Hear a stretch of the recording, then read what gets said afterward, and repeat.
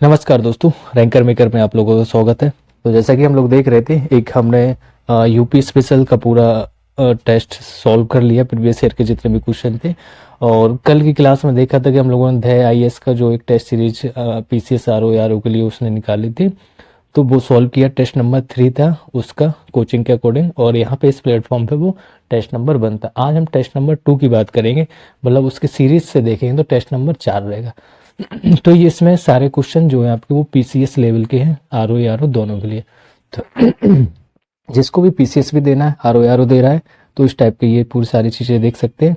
और इसमें आपका पूरा फुल लेंथ टेस्ट है प्रीलिम्स के लिए, 2023 हो रहा है, जो करंट अफेयर भी है। जिस पैटर्न पे पेपर आना है उसी पैटर्न पे इसमें क्वेश्चन इंक्लूड है।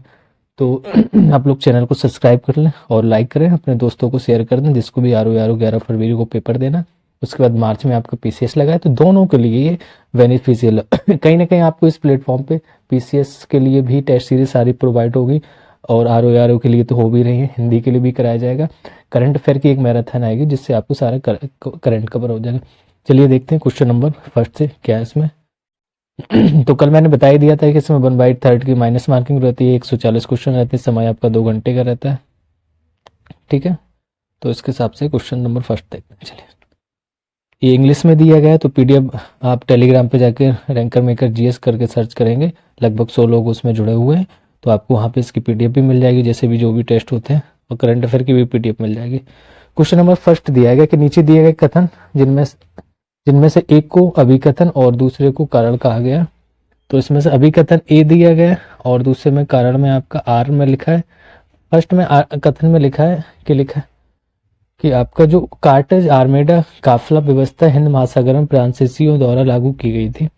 इस व्यवस्था का उद्देश्य हिंद महासागर में होने वाले व्यापार को नियंत्रित करना तथा उस पर कर लगाना था। तो यह क्या सही है या नहीं है, तो देखते हैं। क्योंकि पहला जो गलत है, क्योंकि जो कार्टेज आर्मेडा काफिला था वो व्यवस्था हिंद महासागर में पुर्तगालियों द्वारा लागू की गई थी, ना कि फ्रांसीसियों द्वारा। तो इस वजह से ऑप्शन आपका ए गलत हो जाएगा, मतलब परंतु आर सही है, क्योंकि आर में जो कहा गया है कि आपका इस व्यवस्था का उद्देश्य हिंद महासागर में होने वाले व्यापार को, किसमें, हिंद महासागर में जो व्यापार हो रहा था, हिंद महासागर तो उसमें दिया था, लेकिन क्या पुर्तगाली की जगह फ्रांसीसी दे दिया। तो हिंद महासागर में होने वाले व्यापार को नियंत्रित करना तथा उस पर कर लगाने के लिए इस व्यवस्था को लागू किया गया था।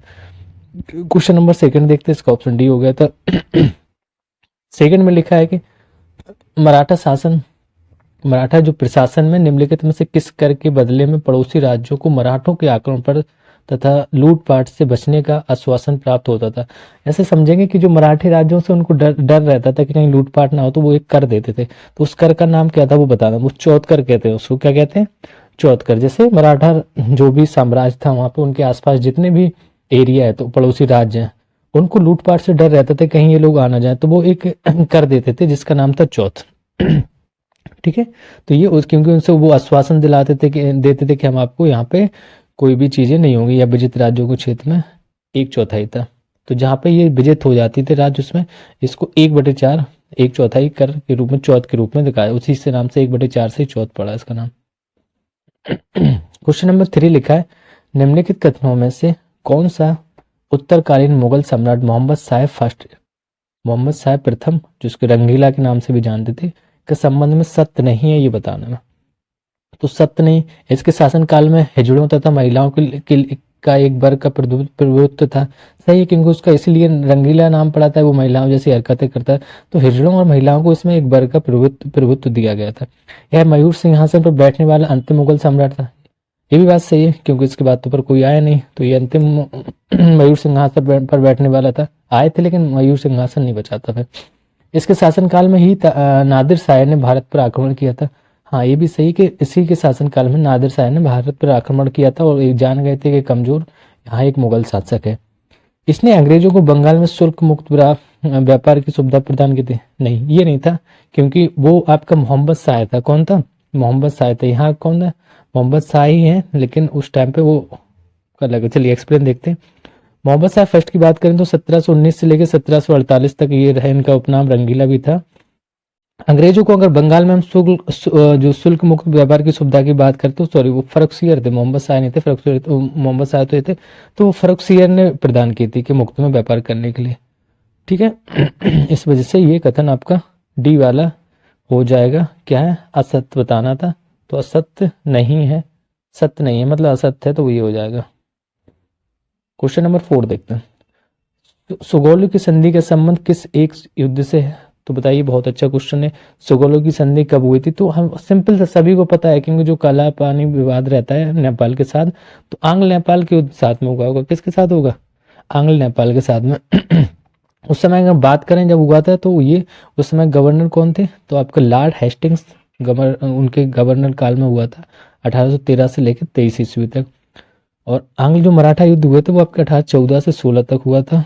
इस युद्ध का जो समापन एक सुगौली की संधि हुई थी, उसी के द्वारा इसको समाप्त किया कर दिया गया था 1816 में। इसको मार्च में कहा था। चलिए खत्म करते हैं इसको। क्वेश्चन नंबर 5 देखते हैं। 5 में लिखा है, निम्नलिखित संस्थाओं की स्थापना के सही कालक्रम के हिसाब से कौन सा एक विकल्प सत्य है? तो कौन सा एक विकल्प सत्य वो बताना है। कुछ 4 आपके कालक्रम दिए गए, उनके हिसाब से बताना है कौन सा विकल्प सही है। तो यहाँ पे ऑप्शन आपका बी वाला सही दिया गया है। बी में लिखा बी फॉर बॉय वाला, कि पहला जो ब्रह्म समाज आया था, फिर उसके बाद आपका तत्वबोधिनी सभा आई थी दूसरे नंबर पे, तीसरे नंबर पे आपके परमहंस आए थे, ठीक है, और चौथे नंबर पे आपका प्रार्थना समाज आया था। तो इस टाइप से इनका क्रम से, अगर हम ब्रह्म समाज की बात करें, तो ब्रह्म समाज जो पहली बार आए थे, तो इसकी स्थापना 1828 में की थी, कलकत्ता में इसकी स्थापना हुई थी। हम सीधा सा बोलें कि राजा राम मोहन राय द्वारा 1828 में कलकत्ता में ब्रह्म समाज की स्थापना की गई थी, एक सेंटेंस में सीधा सा, क्योंकि पूरा रिलेट होता है।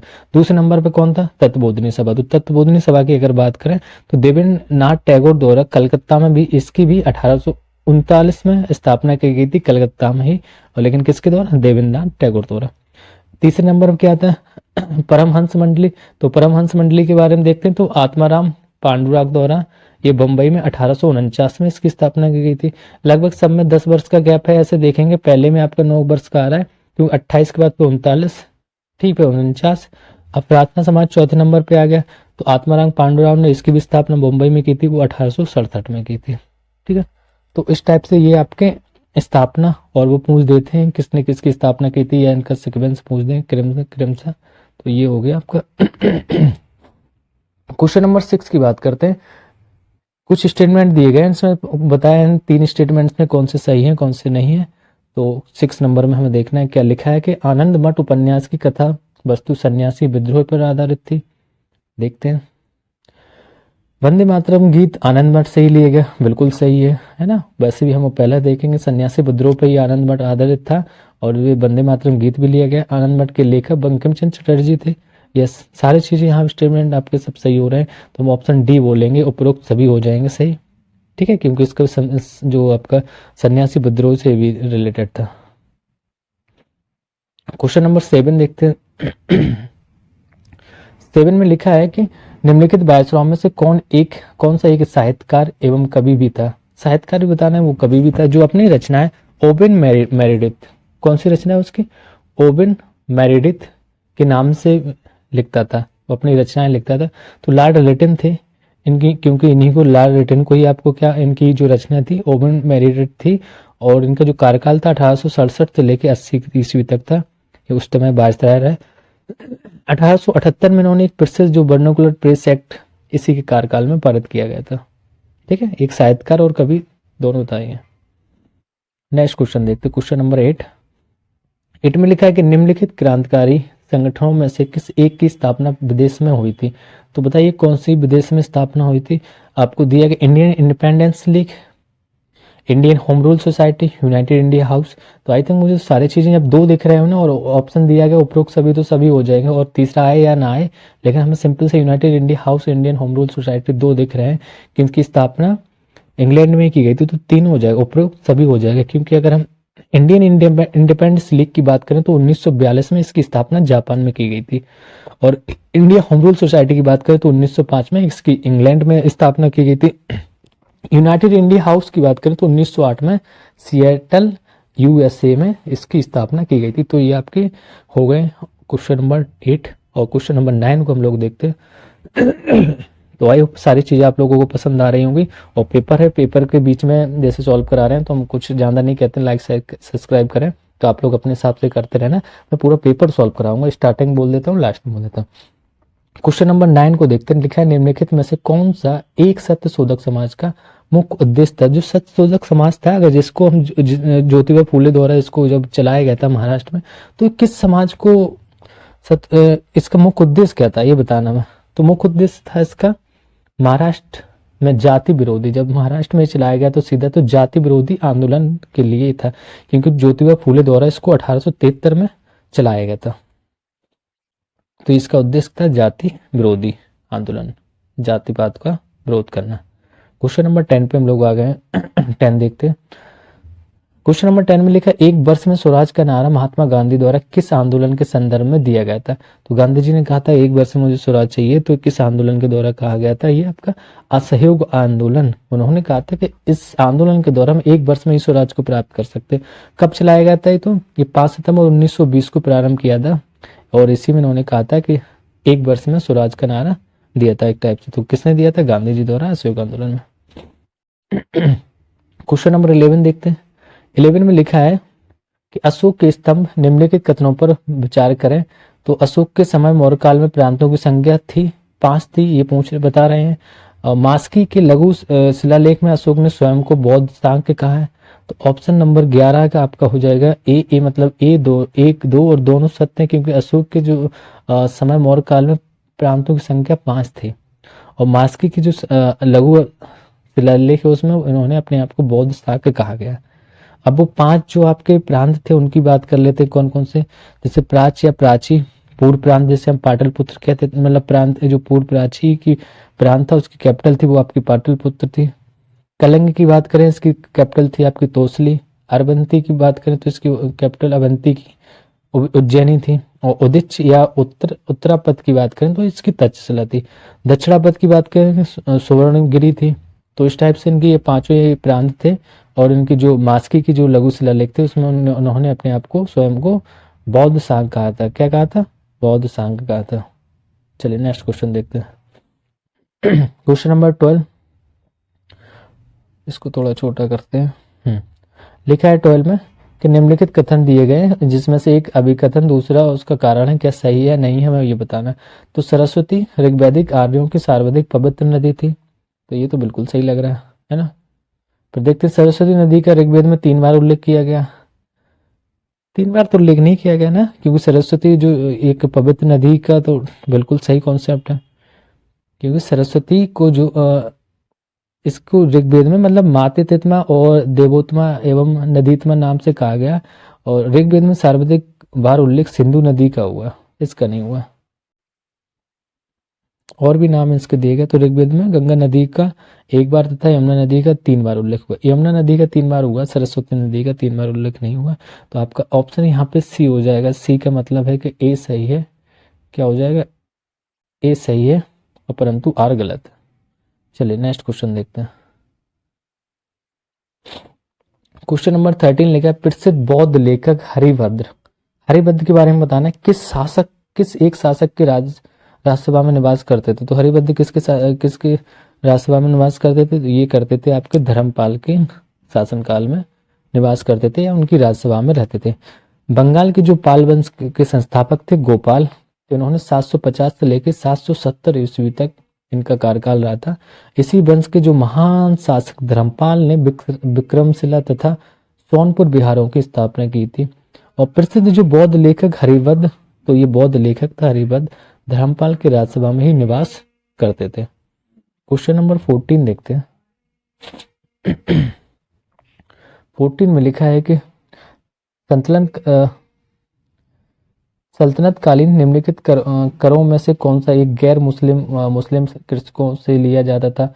मतलब गैर मुस्लिम मतलब मुसलमानों को छोड़कर सबसे कर लिया जाता था। तो ये कौन सा कर था, वो आपका था खराज। खराज कर से इसे जाना जाता था, जिसको हम गैर मुस्लिम कर कहेंगे।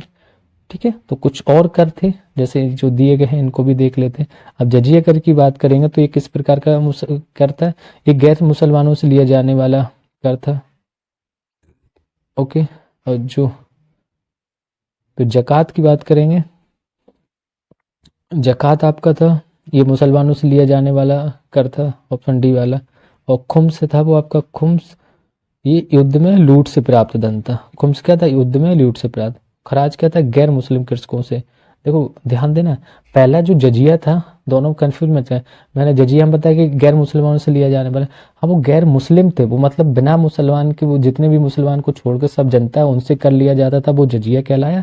लेकिन गैर मुस्लिम कृषकों से, जो कृषक हैं, मतलब जो खेती कर रहे हैं, गैर मुस्लिम भी हैं और कृषक भी हैं, तो उनसे जो लिया जाने वाला वो कर था, वो उसका नाम खराज था। तो दोनों में डिफरेंट है, थोड़ा सा देखना कि एक गैर कृषक है, एक गैर मुस्लिम, क्योंकि वर्ड दोनों सेम है, एक जैसे नहीं कंफ्यूज हो जाओ। क्वेश्चन नंबर 15 देखते हैं। 15 में लिखा है कि आधुनिक भारतीय इतिहास की निम्न निम्न घटनाओं को पहले से बाद के क्रम में सही क्रम करना है। तो सबसे पहले कौन सी घटना हुई, फिर उसके बाद कौन सी घटना हुई, इस टाइप से हम लोगों को बताना है। तो जैसे लिखा है कि नेहरू रिपोर्ट, अगस्त प्रस्ताव, क्रिप्स मिशन, बेबल योजना, तो सिंपल सा बेबल योजना सबसे लास्ट आई थी, है ना, क्योंकि ये 1945 की घटना है। नेहरू रिपोर्ट की बात करेंगे तो 1928 में आएगी। ऑप्शन सी राइट हो जाएगा यहाँ पे, क्योंकि जो नेहरू रिपोर्ट थी वो आपकी 1928 में आती है। अगस्त प्रस्ताव की बात करेंगे तो 1940 में आता है। फिर आपका क्रिप्स मिशन 1942 में, पता ही है। बेबल योजना 1945। इस टाइप से अगर हम देखेंगे सारी चीजें आपका, तो ऑप्शन सी इज राइट हो जाएगा। पहली घटनाक्रम से लेकर आखिरी घटनाक्रम तक इसको हमने वर्णन कर दिया। क्वेश्चन नंबर 16 की बात करते हैं। 16 में लिखा है कि विश्व के सबसे बड़े महाकाव्य महाभारत के किस पर्व में गीता का उल्लेख है। तो महाभारत का जो किस पर्व है जिसमें गीता का उल्लेख है, तो गीता का उल्लेख आपका भीष्म पर्व में किया गया है। किस में किया गया, भीष्म पर्व में। ठीक है, नेक्स्ट क्वेश्चन देखते हैं। क्वेश्चन नंबर 17 लिखा है कि सही सुमेलित नहीं है, जैसे मुगल कालीन पद दिए गए और उनके कार्य, ये बहुत पूछे जाते हैं, कौन सा पद किसके लिए था, उनका कार्य क्या था। हाँ, पुस्तकें हो गई हैं, कौन रचयिता था, कौन से टैक्स लगते थे, तो ये इनको अच्छे से इंपोर्टेंट आप देख लेना। तो क्या, तो मुगल कालीन जो पद था उनका कार्य बताना है। ऑप्शन यहाँ पे डी हो जाएगा, सुमेलित नहीं बताना। तो मुशर्रफ जो था आपका समाचार लेखक नहीं था, मुशर्रफ आपका सह लेखाकार था। देखो ऑप्शन भी वैसे ही बनाते हैं एकदम से, कह रहा समाचार लेखक था, नहीं, वो कैसा था, सह लेखाकार था। सिमिलरिटीज दिख रही नहीं, तो सह लेखाकार मुशर्रफ पे लगाना आपको। मीर वर्ग की बात करेंगे तो ये वन अधीक्षक होता था। बाकिया नवीस की बात करेंगे, सूचना अधिकारी था। खुफिया नवीस की बात करेंगे तो ये गुप्त पत्र लेखक था। ठीक है, क्वेश्चन नंबर 18 की बात करते हैं। 18 में लिखा, निम्नलिखित में से किस युद्ध में शेर खान ने हुमायूं को पराजित कर आगरा एवं दिल्ली पर अधिकार कर लिया था। तो हुमायूं को पराजित कर दिया था शेर खान ने, और आगरा और दिल्ली पर कब्जा भी कर लिया था। तो कौन सा युद्ध था, ये बिलग्राम का युद्ध था। बिलग्राम मतलब हम उज्जैन के एरिया को देखेंगे, क्योंकि ये जो बिलग्राम का युद्ध हुआ था उसी में ये जो 17 मई 1540 में इसने हुमायूं को हरा के आगरा और दिल्ली पे भी कब्जा कर लिया था। चंदेरी के युद्ध की बात करें, इसमें जो ऑप्शन में दिए गए, तो ये युद्ध हुआ था आपका जनवरी 1528 में, मैदिनी राय एवं बाबर के मध्य हुआ था ये। ठीक है, और घाघरा के युद्ध आपको मई 1529 में हुआ था, अफगान एवं बाबर के मध्य हुआ था ये। चौसा के युद्ध जून 1539 में हुआ था, शेर खां एवं हुमायूं के मध्य। ये सारे युद्ध जितने बकाया दिए गए वो मोस्टली हुमायूं जीता था, बट यहाँ पे आपका बिलग्राम में ही हारा था। नेक्स्ट क्वेश्चन देखते हैं, क्योंकि जो शेर खां था ये भी बहुत पावरफुल था, इसकी कहानी अलग है, कि जैसे जौनपुर का एक नॉर्मल से कृषक फैमिली से था। आप पढ़ेंगे हिस्ट्री में तो पता चल जाएगा, वो आएगा क्वेश्चन तो उस पर डिटेल करेंगे। निम्नलिखित शब्दों में से कौन सा एक सूफी विचारधारा से संबंधित शब्द है। तो सूफी विचारधारा से संबंधित शब्द हमें बताना। ऑप्शन यहाँ पे डी लिखा है, कि डी में तीनों हो जाएंगे, मुरीद भी है आपका, खानकाह भी और बासरा भी है, क्योंकि ये सारे चीजें आपके किससे, सूफी विचारधारा से रिलेटेड। थोड़ा अर्थ देख लेते हैं, जैसे मुरीद का मतलब क्या होता है, तो सूफी विचारधारा के तहत जो लोग सूफी गुरु या गुरु या पीर को जो शिष्यता ग्रहण करते हैं, शिष्यता लेते हैं, उन्हें ही मुरीद कहा जाता है। मतलब किसी के मुरीद हो जाना, ऐसे सुना होना, तो उनके वो एकदम से निर्भर हो जाना कि आप ही हमारे कर्ता धर्ता हैं, गुरु मान लेना, तो उसे मुरीद कहा जाता है। खानकाह की बात करेंगे तो खानकाह सूफी जिन आश्रमों में निवास करते थे उन्हें खानकाह कहा जाता। तो जो सूफी लोग थे, जिन आश्रम में जहाँ पे निवास स्थल था उनका, उनको खानकाह कह दिया गया। बसरा या बेसरा, क्या इनको क्या कहते थे, ये सूफियों के धर्म संघ थे, यूनियन होता था इनका धर्म संघों का। ठीक है, तो इस टाइप से आपकी सारी चीजें हो गई। नेक्स्ट क्वेश्चन देखते हैं, क्वेश्चन नंबर 20।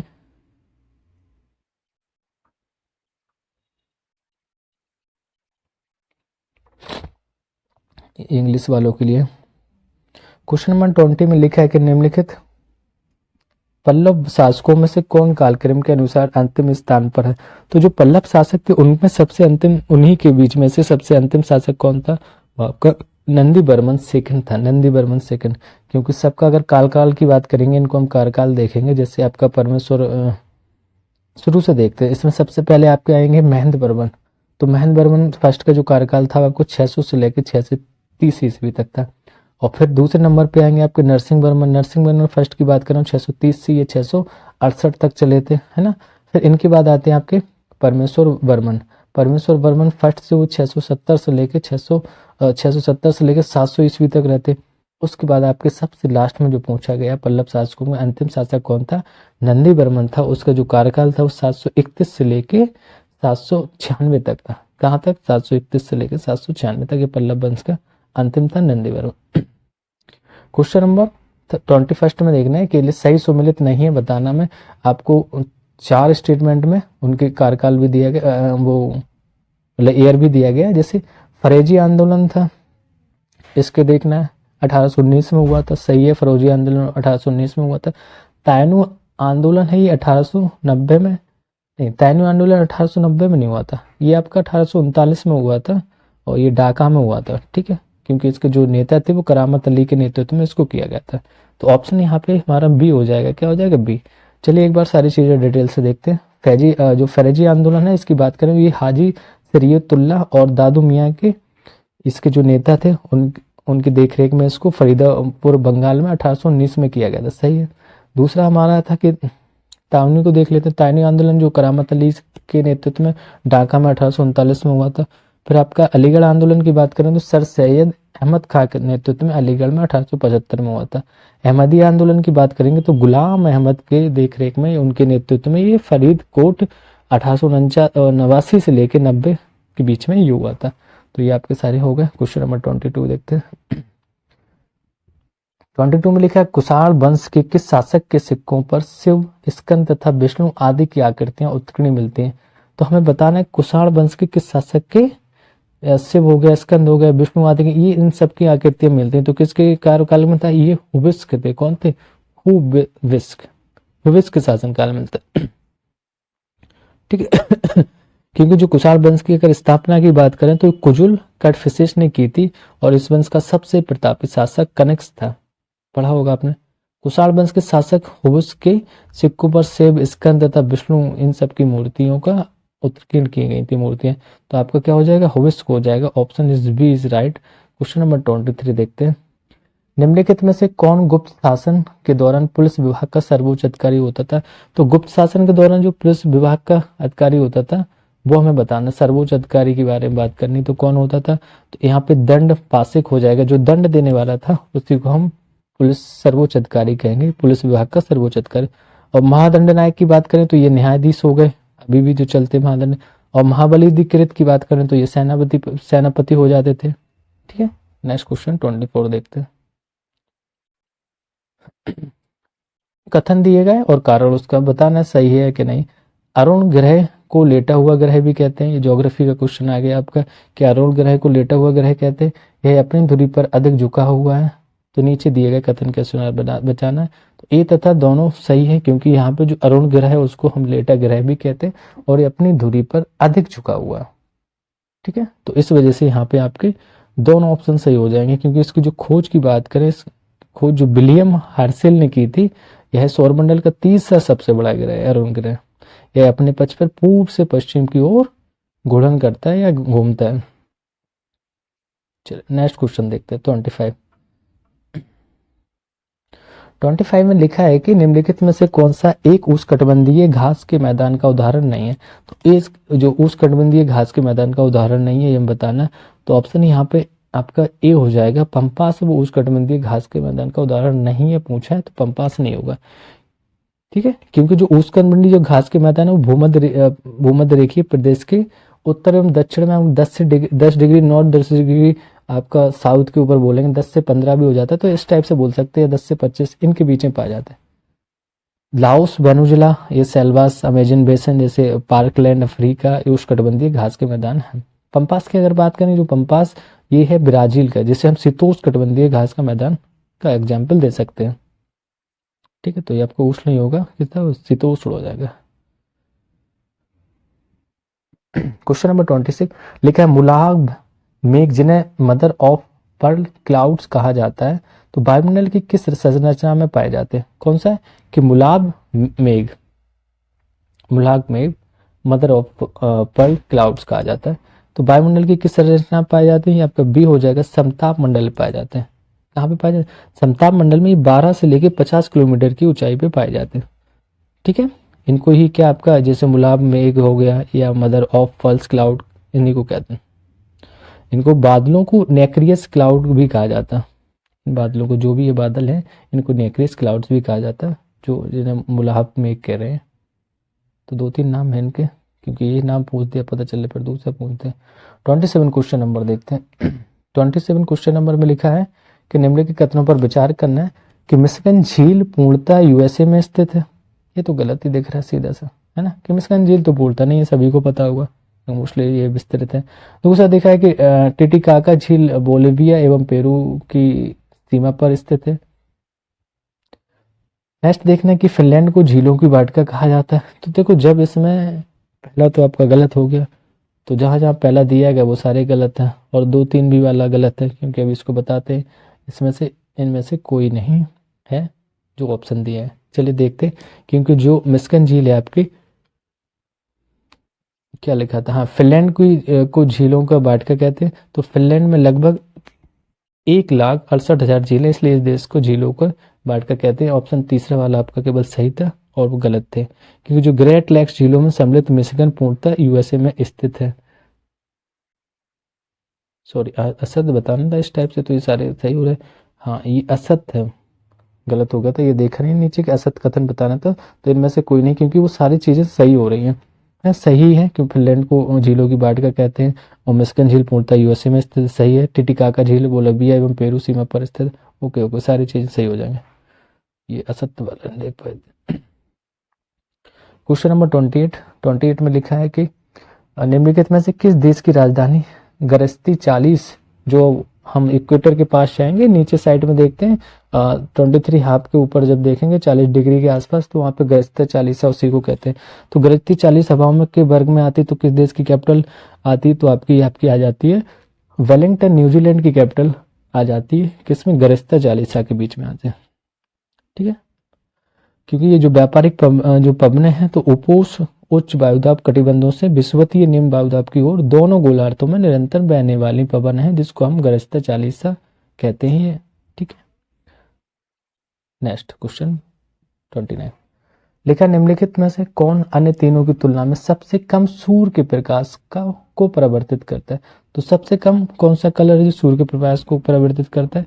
गहरे महासागर होते हैं, ये कम कर पाएंगे, क्योंकि जो सनलाइट है वो नीचे तक जाती है, मोस्टली तो ये 200 मीटर तक ही जाती है। ठीक है, तो गहरे ही आपके महासागर हो जाएंगे। जो सूर्यताप का जो तात्विक परावर्तन, ये धवतला कहलाता है। क्या कहलाता है? धवलता कहलाता है।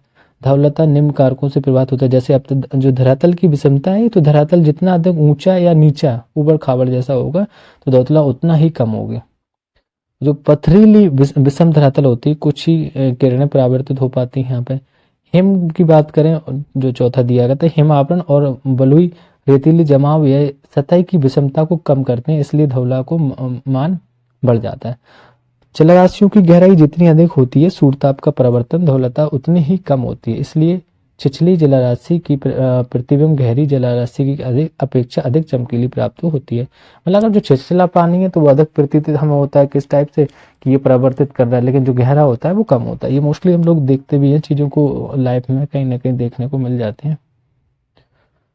क्वेश्चन नंबर 30 को देखते हैं। 30 में लिखा है जनजातियां दी गई, संबंधित क्षेत्र दिए गए, तो सही सुमिलित करना है। तो क्या हो जाएगा सही सुमिलित आपका? 30 का आपका ऑप्शन सी इज राइट हो जाएगा। सी मतलब बोरो जो जनजाति है वो सही सुमिलित है, बकाया आपका गलत है, कि बोरो वो ब्राजील से संबंधित है। और देखते हैं क्या, जैसे सिमांग आपका दिया गया, ये न्यूजीलैंड में नहीं, ये मलेशिया में पाई जाती है। ठीक है, माओरी की बात करें, ये मलेशिया में नहीं, ये न्यूजीलैंड में, तो हम ऐसा देखेंगे कि ये माओस न्यूजीलैंड और सिमांग मलेशिया हो जाएगी। ठीक है, बोरो की बात करेंगे तो बोरो आपके ब्राजील सही है, और जो बंतु है वो आपका अफ्रीका महाद्वीप की, कहाँ पे? अफ्रीका महाद्वीप की बनतु। चलिए नेक्स्ट क्वेश्चन देखते हैं। क्वेश्चन नंबर 31 पे देखते हैं क्या है। लिखा है कि भारतीय संविधान में, ये आपका पॉलिटी का क्वेश्चन है, भारतीय संविधान में राज्य के नीति निर्देशक तत्व जो डीपीएसपी है के संदर्भ में निम्नलिखित कथनों पर विचार करना। संविधान के निर्माताओं ने यह विचार 1937 में निर्मित आयरलैंड के संविधान से लिया है। ठीक है, देखते हैं क्या सही है कि नहीं। आयरलैंड के संविधान में इसे अमेरिका यूएसए के संविधान से ग्रहण किया गया था। तो ऑप्शन यहाँ पे बी केवल दूसरा ही सही है, यस, क्योंकि सबसे जो पुराना मोस्टली माना जाता है तो यूएसए का ही संविधान माना जाता है। तो उसके बाद आयरलैंड ने वहां से लिया था, हम लोगों ने आयरलैंड से लिया था, लेकिन 1937 में ये गलत था। ठीक है, तो आयरलैंड के संविधान में इसे स्पेन के संविधान से लिया गया। एक मिनट, कथन सत्य नहीं है, अरे ये नीचे देख लिया करो पर, कथन सत्य नहीं है तो केवल दो वाला सही नहीं है, क्योंकि यहाँ पे यूएसए से नहीं, कहाँ से लिया गया, स्पेन से लिया गया। ठीक है, और भारत में तो 1937 में आयरलैंड के संविधान से लिया गया था। भाग 4 के अनुच्छेद जैसे 36 से लेकर 51 तक में दिया गया कि नीतियां एवं कानूनों को प्रभावी बनाते समय राज्य इन तत्वों को ध्यान में रखता है। तो डीपीएसपी की बात उसमें की गई 36 से 51 तक, भाग 4।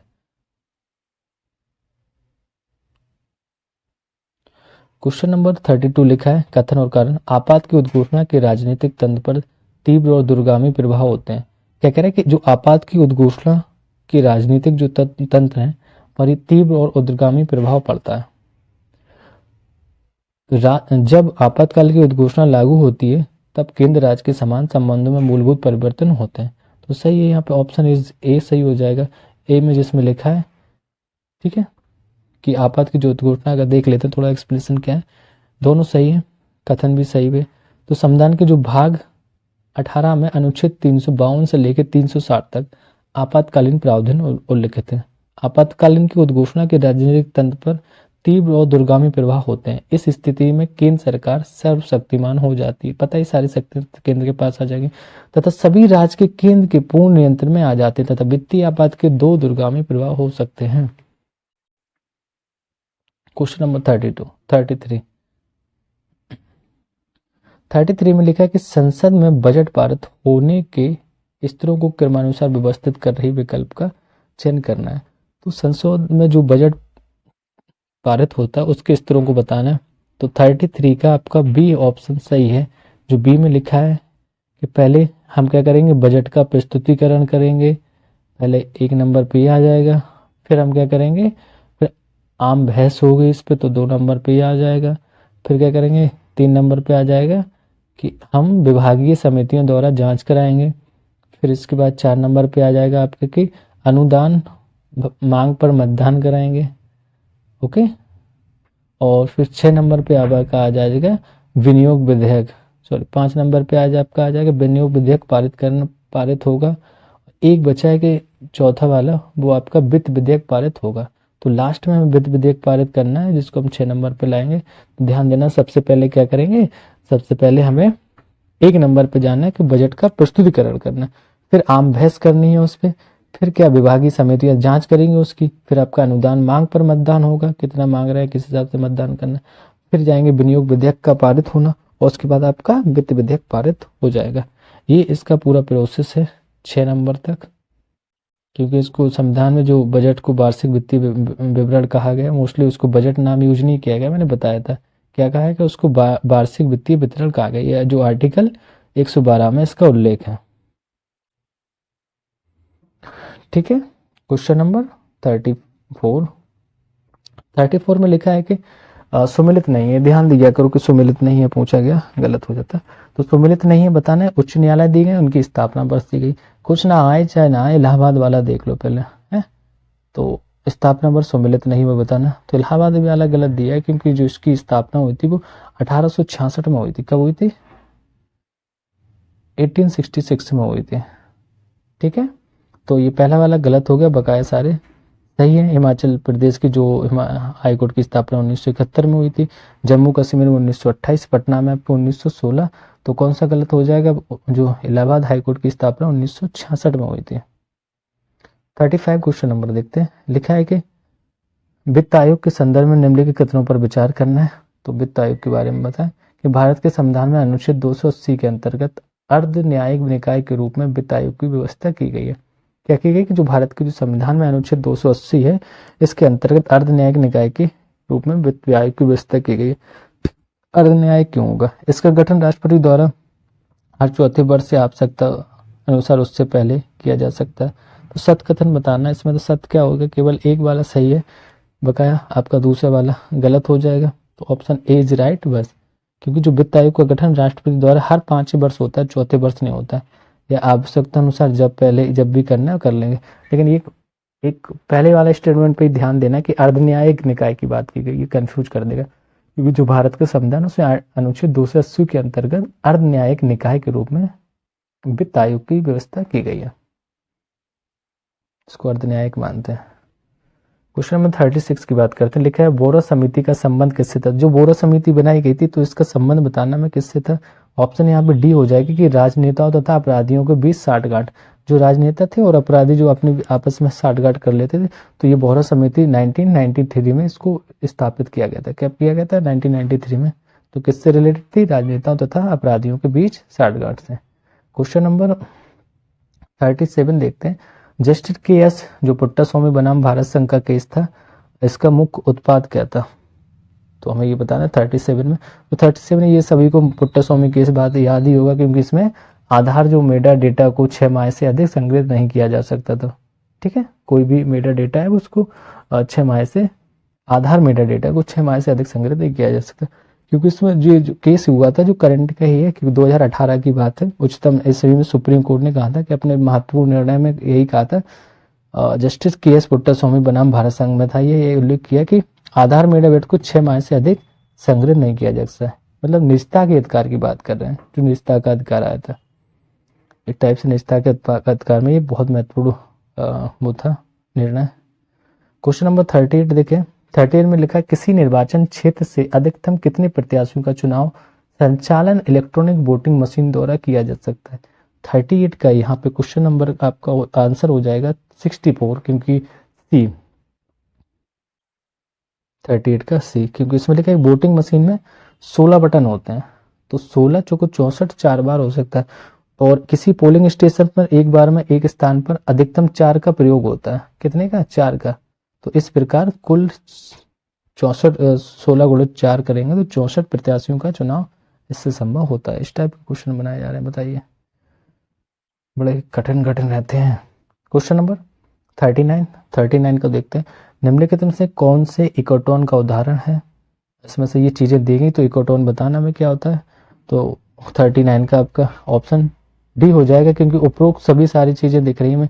ज्वारंदमुख होता वो भी, घास भूमियां हैं वो भी, नदी घाटी है, क्योंकि जो इकोटोन है उससे उस क्षेत्र को कहते हैं जहाँ पे आपका स्थल है ना, और आपका जो वाटर बॉडीज हो, लैंड है, और जो आपका जो एटमॉस्फेयर है, वातावरण, तो ये सारी चीजें जहाँ मिलती हैं, तीनों चीजें, तो उसी को हम इकोसिस्टम कहते हैं।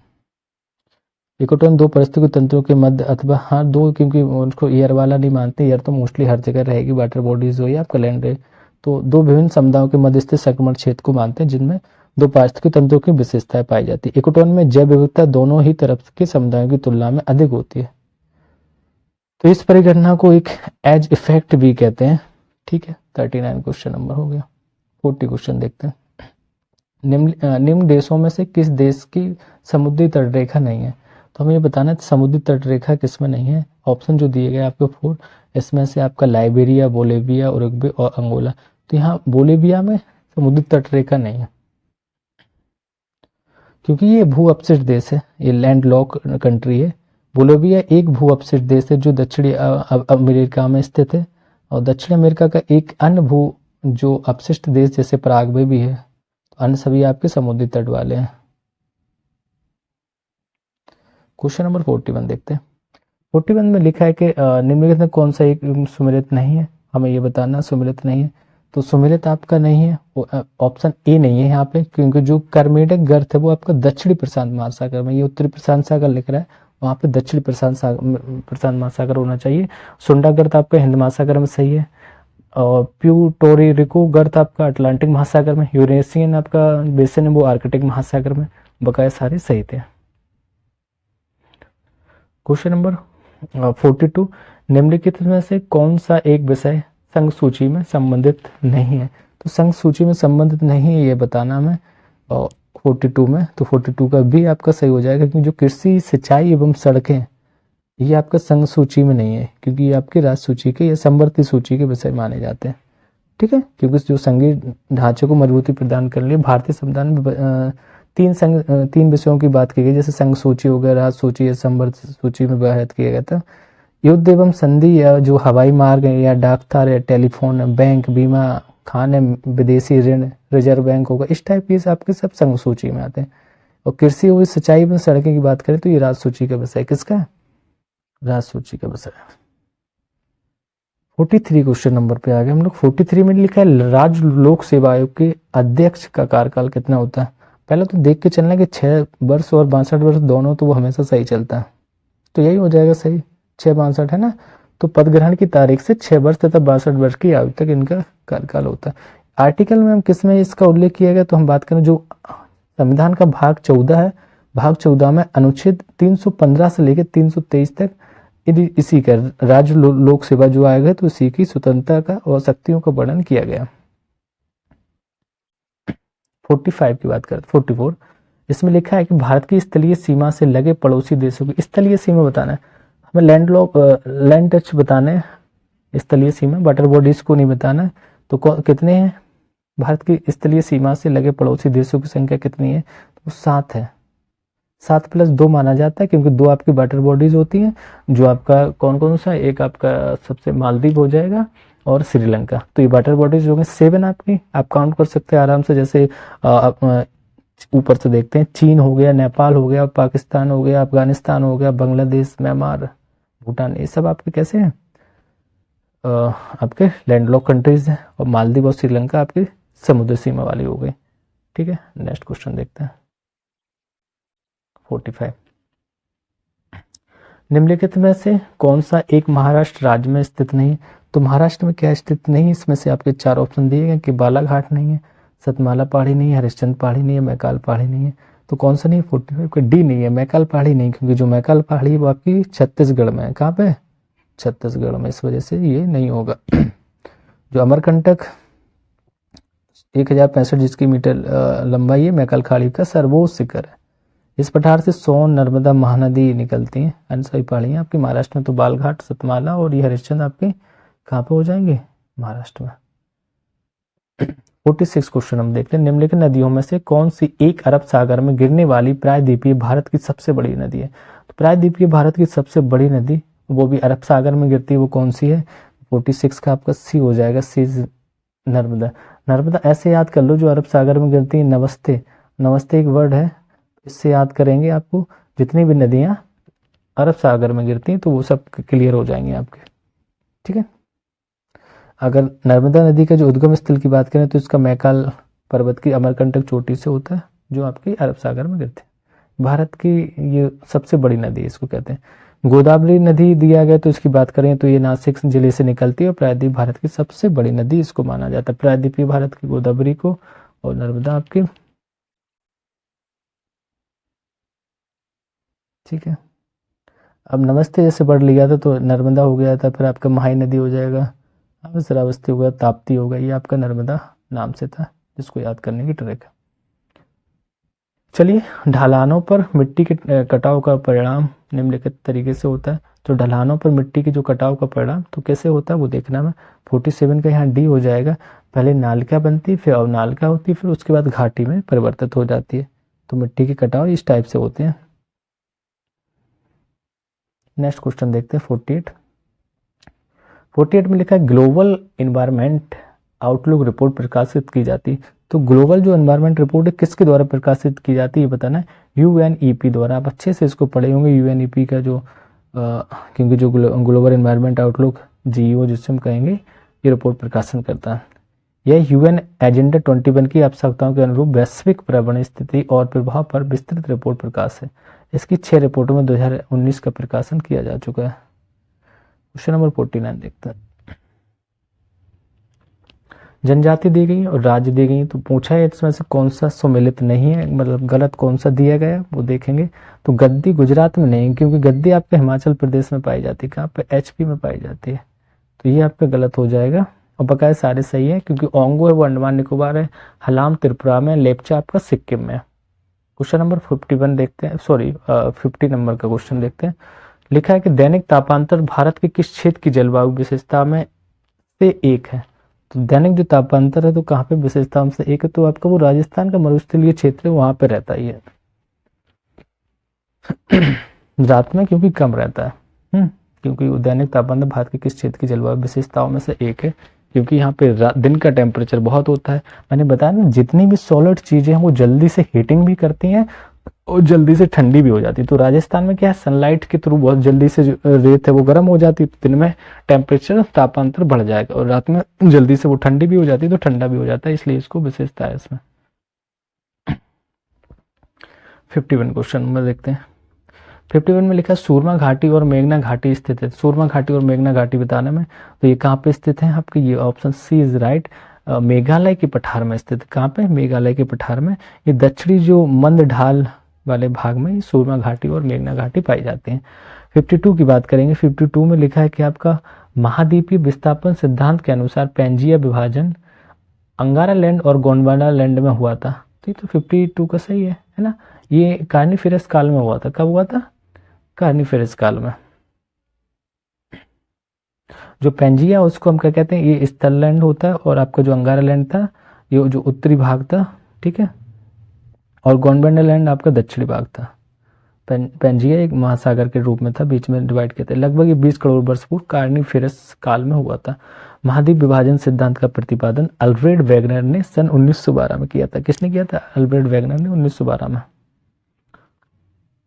53 क्वेश्चन नंबर देखते हैं। लिखा निम्नलिखित में से किस एक को राष्ट्रपति चुनाव हेतु निर्वाचक मंडल में शामिल नहीं किया जाता है। तो किसको नहीं किया जाएगा, ये तो भाई अभी सब लोग जानते हैं इसको आराम से। उपरोक्त सभी को किया जाता, नहीं किया जाता, मतलब संसद के जो मनोनीत सदस्य नहीं उनको नहीं किया जाता, निर्वाचित सदस्यों को किया जाता है। राज्य विधानसभा के मनोनीत सदस्य नहीं, मनोनीत तो कहीं भी नहीं करना है। राज्य विधान परिषद के सदस्यों को, तो राज्य विधान परिषद के सदस्य नहीं, कुछ नहीं होता है। तो ऑप्शन आपका डी हो जाएगा। थोड़ा डिटेल देखते हैं, क्योंकि जो आर्टिकल 54 है वो इन सब का उपबंध में किया गया है कि राष्ट्रपति का निर्वाचन मंडल किस टाइप का होगा। जैसे संसद के दोनों सदस्य सदनों से आ जाएंगे, लोकसभा या राज्यसभा इसके जो निर्वाचित सदस्य हैं वो सब आ जाएंगे। राज्यों की जो विधानसभा है इसके निर्वाचित सदस्य आ जाएंगे, क्योंकि 70वें संविधान संशोधन में इसको जो राष्ट्रीय राजधानी क्षेत्र दिल्ली तथा पांडुचेरी संशासित राज्य थे कि विधानसभा निर्वाचन सदस्यों को भी राष्ट्रपति के निर्वाचन मंडल में शामिल कर लिया गया था। राष्ट्रपति के निर्वाचन मंडल में संसद तथा राज्यों की विधानसभाओं के मनोनीत सदस्यों और राज्य विधान परिषद के सदस्यों को शामिल नहीं किया जाता है। ओके, तो ये आपका बता दिया मैं। 54 क्वेश्चन नंबर देखते हैं। 54 में लिखा है कि निम्नलिखित में से किस एक अनुच्छेद में यह परिणत है कि धन विधेयक लोकसभा में ही प्रस्तावित किए जा सकते हैं, राज्यसभा में नहीं। तो ये तो वैसे भी सही है, तो लेकिन किस आर्टिकल में ये कहा गया, तो अनुच्छेद 109 में कहा गया। क्या कहा गया कि धन विधेयक को हम केवल लोकसभा में प्रस्तावित कर सकते हैं, राज्यसभा में नहीं। क्योंकि अनुच्छेद 110 की बात करें जो दिया गया, तो ये धन विधेयक की परिभाषा बताता है। अनुच्छेद 108 जो दिया गया ये दोनों सदन की संयुक्त बैठक ज्वाइंट सिटिंग मीटिंग के लिए कहता है, ठीक है। इसको बुलाता कौन है, राष्ट्रपति बुलाएगा ज्वाइंट मीटिंग को, और अध्यक्षता आपका लोकसभा अध्यक्ष ही करता है। 111 की बात करें तो विधेयक पर सहमति होती है, तो उस हिसाब से आर्टिकल 111 हो गया आपका। 55 के क्वेश्चन नंबर की बात करते हैं। लिखा है राज्य और लोकसभा सीटों की संख्या। मैंने कहा था हमेशा एक क्वेश्चन आपका आरओ या पीसीएस हो, राज्य की विधानसभा सीटें हैं या लोकसभा सीटें, इससे क्वेश्चन पूछा जाता है। तो जितने भी करंट में भी चुनाव हुआ उनका डेटा तो देख ही लेना। बेसिकली मैंने करंट अफेयर जो क्लास डाल रहे हैं उसमें वो चीजें हैं सब, हाँ, क्योंकि यहाँ से क्वेश्चन पूछा ही जाना। जैसे पूछ दिया उन्होंने तमिलनाडु, राजस्थान, गुजरात, महाराष्ट्र की लोकसभा सीटों की संख्या बतानी है। 55 का आपका ऑप्शन डी हो जाएगा, क्या डी, ठीक है। क्योंकि डी में जो लिखा है क्या लिखा था, लोकसभा सीटों की संख्या राज और तो मैच द फॉलोइंग था। तो डी में मतलब पहले का जो है आपका चौथा हो जाएगा, तमिलनाडु में जो 39 सीटें, और आपका बी का दूसरा हो जाएगा, राजस्थान में 48 सीटें, सी का तीसरा हो जाएगा, गुजरात में सी का तीसरा गुजरात में 26 और महाराष्ट्र में आपकी 25 सीटें इस टाइप की ये आपकी। तो तमिलनाडु में 39, राजस्थान में 25 हो गई, गुजरात में आपकी 26, ठीक है, और महाराष्ट्र में 48 सीटें। तो मैच द फॉलोइंग में क्वेश्चन आपसे एक पूछ दिया जाएगा। चलिए नेक्स्ट देखते हैं। क्वेश्चन नंबर 56 पे हम लोग पहुंच गए। 56 देखते हैं। पैसा जो अधिनियम है किस समिति की सिफारिश पर लाया गया था, तो ये हमें बताना है किस समिति की सिफारिश पर लाया गया था। तो ऑप्शन यहाँ पे बी हो जाएगा। बी में लिखा है भूरिया समिति। भूरिया समिति, अगर हम पैसा का फुल फॉर्म की अगर बात करें तो इसका मतलब होता है कि the provisions of the panchayat extensions to the schedules areas. Schedule areas में पंचायत को बढ़ावा देना, यह अधिनियम भूरिया समिति के द्वारा सिफारिश पर 1996 में लाया गया था। सांसद दिलीप सिंह भूरिया की अध्यक्षता में ये सांसद थे दिलीप सिंह भूरिया, उन्होंने 1994 में समिति का गठन किया था, जिसका उद्देश्य अनुसूचित क्षेत्रों की स्थिति का अध्ययन करके यह सुझाव देना था कि पंचायती राज के प्रावधान इन क्षेत्रों पर किस प्रकार लागू किए जा सकते हैं। चलिए नेक्स्ट क्वेश्चन देखते हैं। 57 की बात करते हैं। 57 में लिखा है कि शून्य काल के संबंध में बताना सत्य है या असत्य, असत्य चीजें बतानी, क्या क्या सत्य है। तो 57 का option is B is right, दोनों ही सत्य है, क्योंकि शून्य काल में विचार हेतु क्या हो जाएगा, बी। शून्य काल में विचार हेतु विषय पहले निर्धारित नहीं होता है, सिंपल सा है। और भारतीय संसदीय प्रक्रिया में शून्य काल का उल्लेख नहीं है, क्योंकि इसको लिया गया दूसरी जगह से। एक्सप्लेनेशन देखते हैं। संसद के दोनों सदनों में प्रश्नकाल के तुरंत बाद, मतलब 12 बजे के बाद 12 से 1 के बीच में आपका शून्यकाल, तुरंत बाद का 1 घंटे का समय शून्यकाल माना जाता है। इसमें बिना पूर्व सूचना के सार्वजनिक महत्व का कोई प्रश्न उठाया जा सकता है। ओके, संसदीय व्यवस्था में शून्यकाल भारत की देन है, और उसके पहले यहाँ पे ऐसा नहीं था कि हम दूसरे जगह से लिए, ऐसा कुछ नहीं था। ठीक है, नेक्स्ट क्वेश्चन देखते हैं। 58 क्वेश्चन नंबर लिखा है, निम्नलिखित युग्म में से कौन सा एक सुमेलित नहीं है। नहीं है पर ध्यान देना, क्योंकि ये गड़बड़ कर देता है। तो कौन सा नहीं सुमेलित नहीं है, तो आपका आर्टिकल 31 को जो कह रहा है कि उच्चतम न्यायालय के न्यायाधीशों के वेतन भत्ते का है, नहीं, क्योंकि 31 की अगर बात करेंगे, जो उच्चतम न्यायालय की प्रारंभिक जो अधिकारता है उसके बारे में, वेतन भत्ते से रिलेटेड नहीं है। तो ऑप्शन डी हो जाएगा यहाँ पे। और बात करें अनुच्छेद 129 की, तो उच्चतम न्यायालय का अभिलेख न्यायालय का होना, ये भी सही है। अनुच्छेद 137 पुनर्विलोकन का अधिकार, अनुच्छेद 136 विशेष इजाजत की बात करता है। ठीक है, क्वेश्चन नंबर 59 में लिखा है कि भारतीय संविधान में पाकिस्तान से भारत को प्रव्रजन करने वाले कुछ व्यक्तियों की नागरिकता के अधिकार के बारे में उपबंध है। क्या करना है, जो पाकिस्तान से प्रव्रजन करने वाले हैं उनको भारत की जो नागरिकता है, नागरिकता के बारे में उपबंध बताने। तो 59 का आपका डी ऑप्शन इज राइट हो जाएगा। अनुच्छेद 6 में कहा गया, क्या कहा गया है कि पाकिस्तान से भारत को प्रव्रजन करने वाले कुछ व्यक्तियों की नागरिकता के अधिकार के बारे में इसमें उपबंध किया गया। क्वेश्चन नंबर 60 में लिखा है कि मंत्रिपरिषद के विरुद्ध अगर हमें अविश्वास प्रस्ताव लाने के लिए लोकसभा के सदस्यों की संख्या होनी चाहिए। क्या लोकसभा के सदस्यों की संख्या होना चाहिए कि अगर हमें मंत्रिपरिषद के खिलाफ अविश्वास प्रस्ताव लाना है, तो 50 संख्या उनकी होनी चाहिए। कितनी होनी चाहिए पता, ये समर्थन 50 संख्या का बहुत आवश्यक होता है। चलिए क्वेश्चन नंबर 60 पर, निम्नलिखित में कौन सा युग्म सही सुमेलित नहीं है। तो सही सुमेलित नहीं बताना है, ये ध्यान देना कि सुमेलित नहीं है, क्योंकि ये गड़बड़ करता है बार बार से, इसको ध्यान देना। तो 61 का सुमेलित नहीं है। इंसुलिन बीटा कोष का बनाता, ये सही है। क्या लिखा है, ग्लूकागोन अल्फा कोष का बनाता, सही है। और आपका जो प्रोजेस्टेरॉन है, ये आपका ग्रोफिलियन फॉलिकल नहीं, प्रोजेस्टेरॉन एक हार्मोन से अभी बताएंगे इसके बारे में, क्योंकि ये जो कॉर्पस ल्यूटियम कोष का द्वारा किया जाता है, इसका प्रोजेस्टेरॉन का। तो ऑप्शन ये सी हो जाएगा। और आपके जो सोमेस्टोस्टिन है वो गामा कोष का है।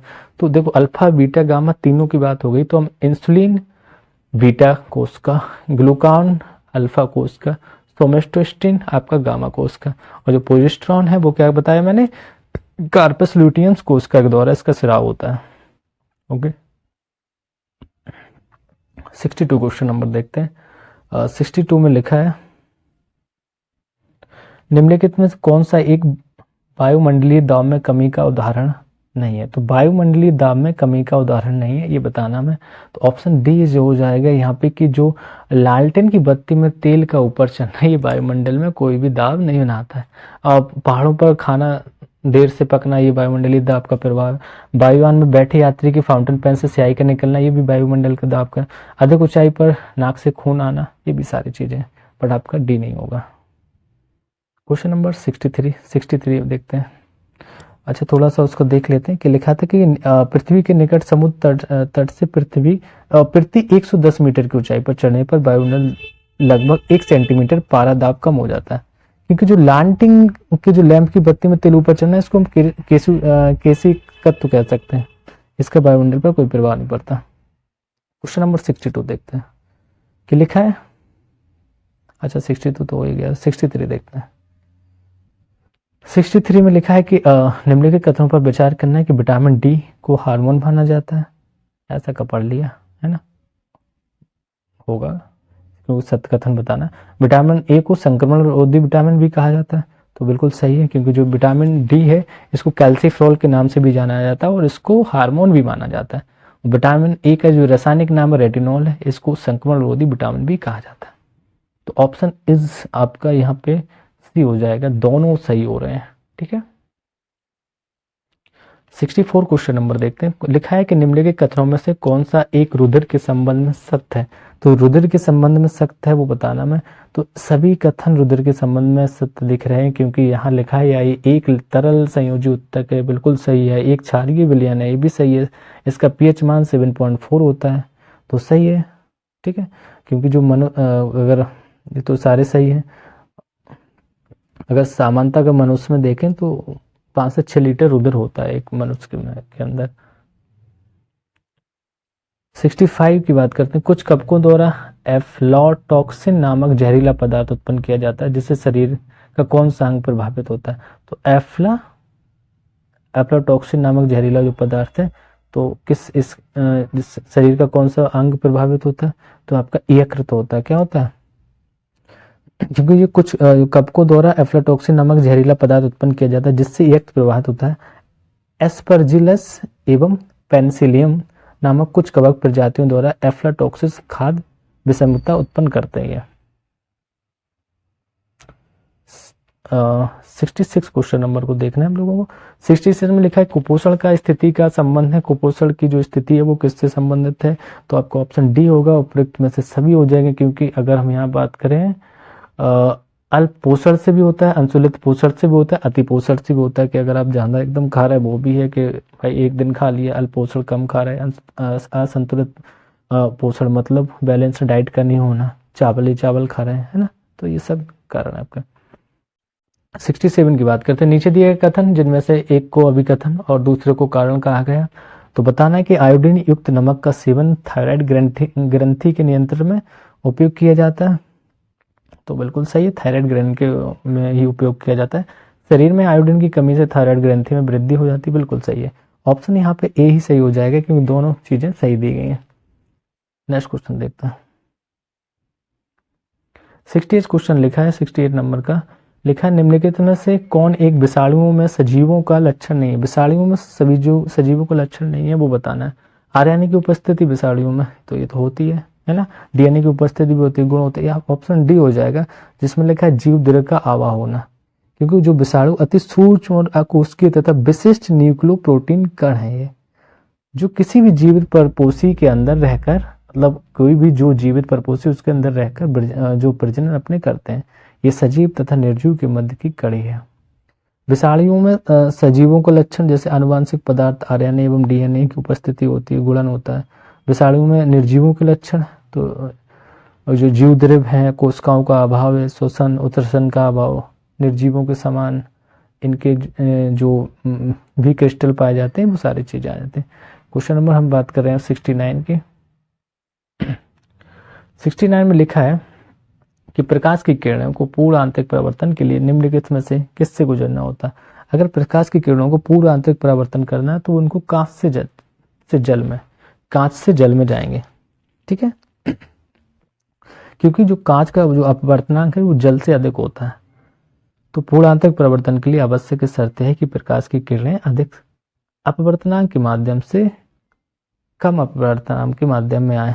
अधिक से कम में तो कांच से जल में आएंगे। सही है। 70 क्वेश्चन हम देखते हैं। तो 50 क्वेश्चन लगभग हमने 50% पेपर कवर कर लिया है।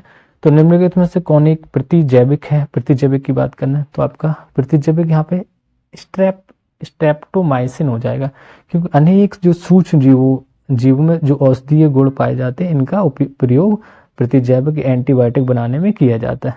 तो ध्यान देना, एंटीबायोटिक किसका होता है? अनेक जो सूक्ष्म जीव है उनसे। आजकल जीवाणु और कवक से अनेक प्रतिजैविक औषधियों का उत्पादन हो रहा है, जैसे आपका स्ट्रेप्टोमाइसिन, टेट्रामाइसिन और एंथ्रोमाइसिन इत्यादि सारी चीजों का निर्माण। क्वेश्चन नंबर 71 देखते हैं, जिसमें लिखा है निम्नलिखित में से कौन राज्य सरकार का प्रत्यक्ष कर नहीं है? तो राज्य सरकार का प्रत्यक्ष कर नहीं, वो हमें बताना है। भू राजस्व राज्य सरकार लेती है, व्यवसाय कर भी लेती, व्यापार कर नहीं लेती, क्योंकि इसमें जो व्यापार होता है वो केंद्र सरकार का रहता है। बिक्री कर हो गया, व्यापार कर होगा, और गैर शहरी अचल संपत्तियों पर कर ये भी आपका राज्य सरकार करें। थोड़े राज्य सरकार के कर के बारे में देख लेते हैं, क्योंकि जो प्रत्यक्ष कर है उनके बारे में, क्योंकि हमसे प्रत्यक्ष कर के बारे में पूछा गया।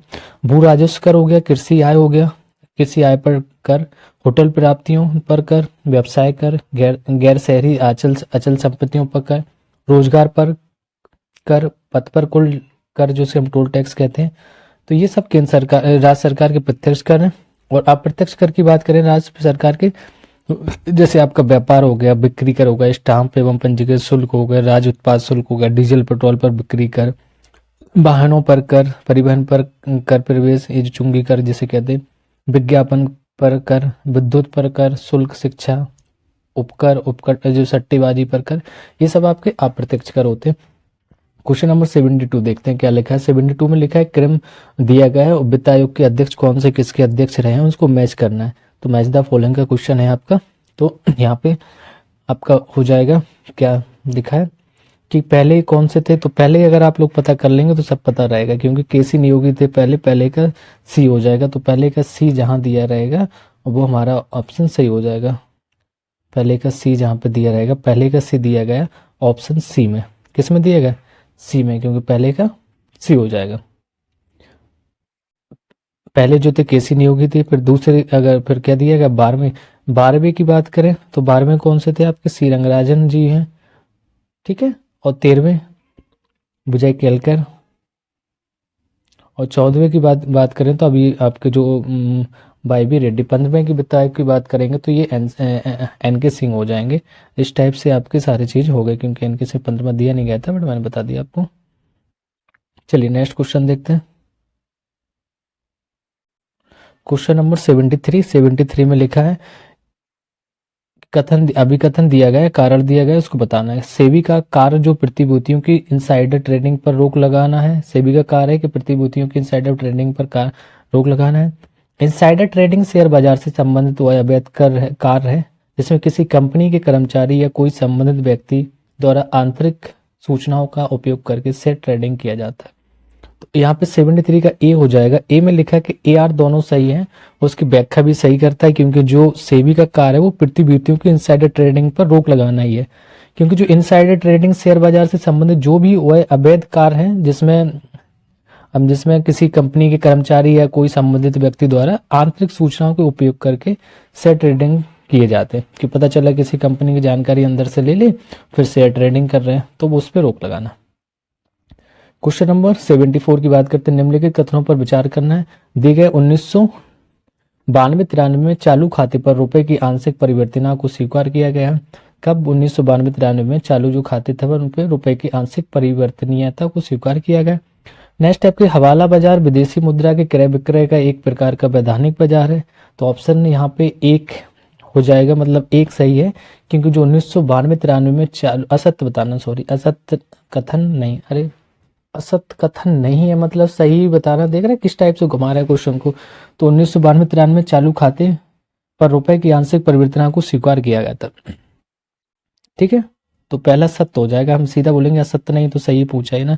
दूसरे की अगर बात है कि जो हवाला बाजार है विदेशी मुद्रा के क्रय विक्रय का एक प्रकार का काला बाजार है, ओके। या मुद्रा की परिवर्तनीयता का अभिप्राय निर्यात एवं अन्य वैधानिक माध्यमों से अर्जित विदेशी मुद्रा को सरकारी या बाजार विनिमय पर दर पर स्वदेशी मुद्रा में बदल देने से, तो ये चेंज किए जाते हैं यहाँ पे। क्वेश्चन नंबर 75 देखते हैं। निम्नलिखित में आपको योजना दी गई है और प्रारंभ वर्ष दिए गए, कब कौन सी योजना प्रारंभ की गई थी। तो मैंने ये यूपी स्पेशल में भी, करंट अफेयर में भी कराया, आप देखेंगे एक लीजिए, क्योंकि यहाँ पे मैगजीन के क्वेश्चन, ये आपके जो योजना के क्वेश्चन है वो बहुत मोस्ट इंपोर्टेंट है, क्योंकि कब कौन सी योजना प्रारंभ की थी। मेक इन इंडिया की बात करेंगे तो 25 सितंबर 2014 को ही ये प्रारंभ की गई थी। 25 सितंबर 2014 सही है, ठीक है। फिर हम बात करते हैं कि जो प्रधानमंत्री जीवन ज्योति बीमा योजना है, ये 2015 9 मई 2015 को, ये भी सही है। फिर तीसरी बात करते हैं स्टैंड अप इंडिया की, बात करें 6 जनवरी 2016, ये भी स्टैंड अप कंपनी सही है। प्रधानमंत्री आवास ग्रामीण योजना, ये आपके 20 नवंबर 2016। तो उपरोक्त में से सही, मतलब 1 2 3 4 सब सीक्वेंस से आपके मैच किए गए होंगे, वही आपका ऑप्शन सही है।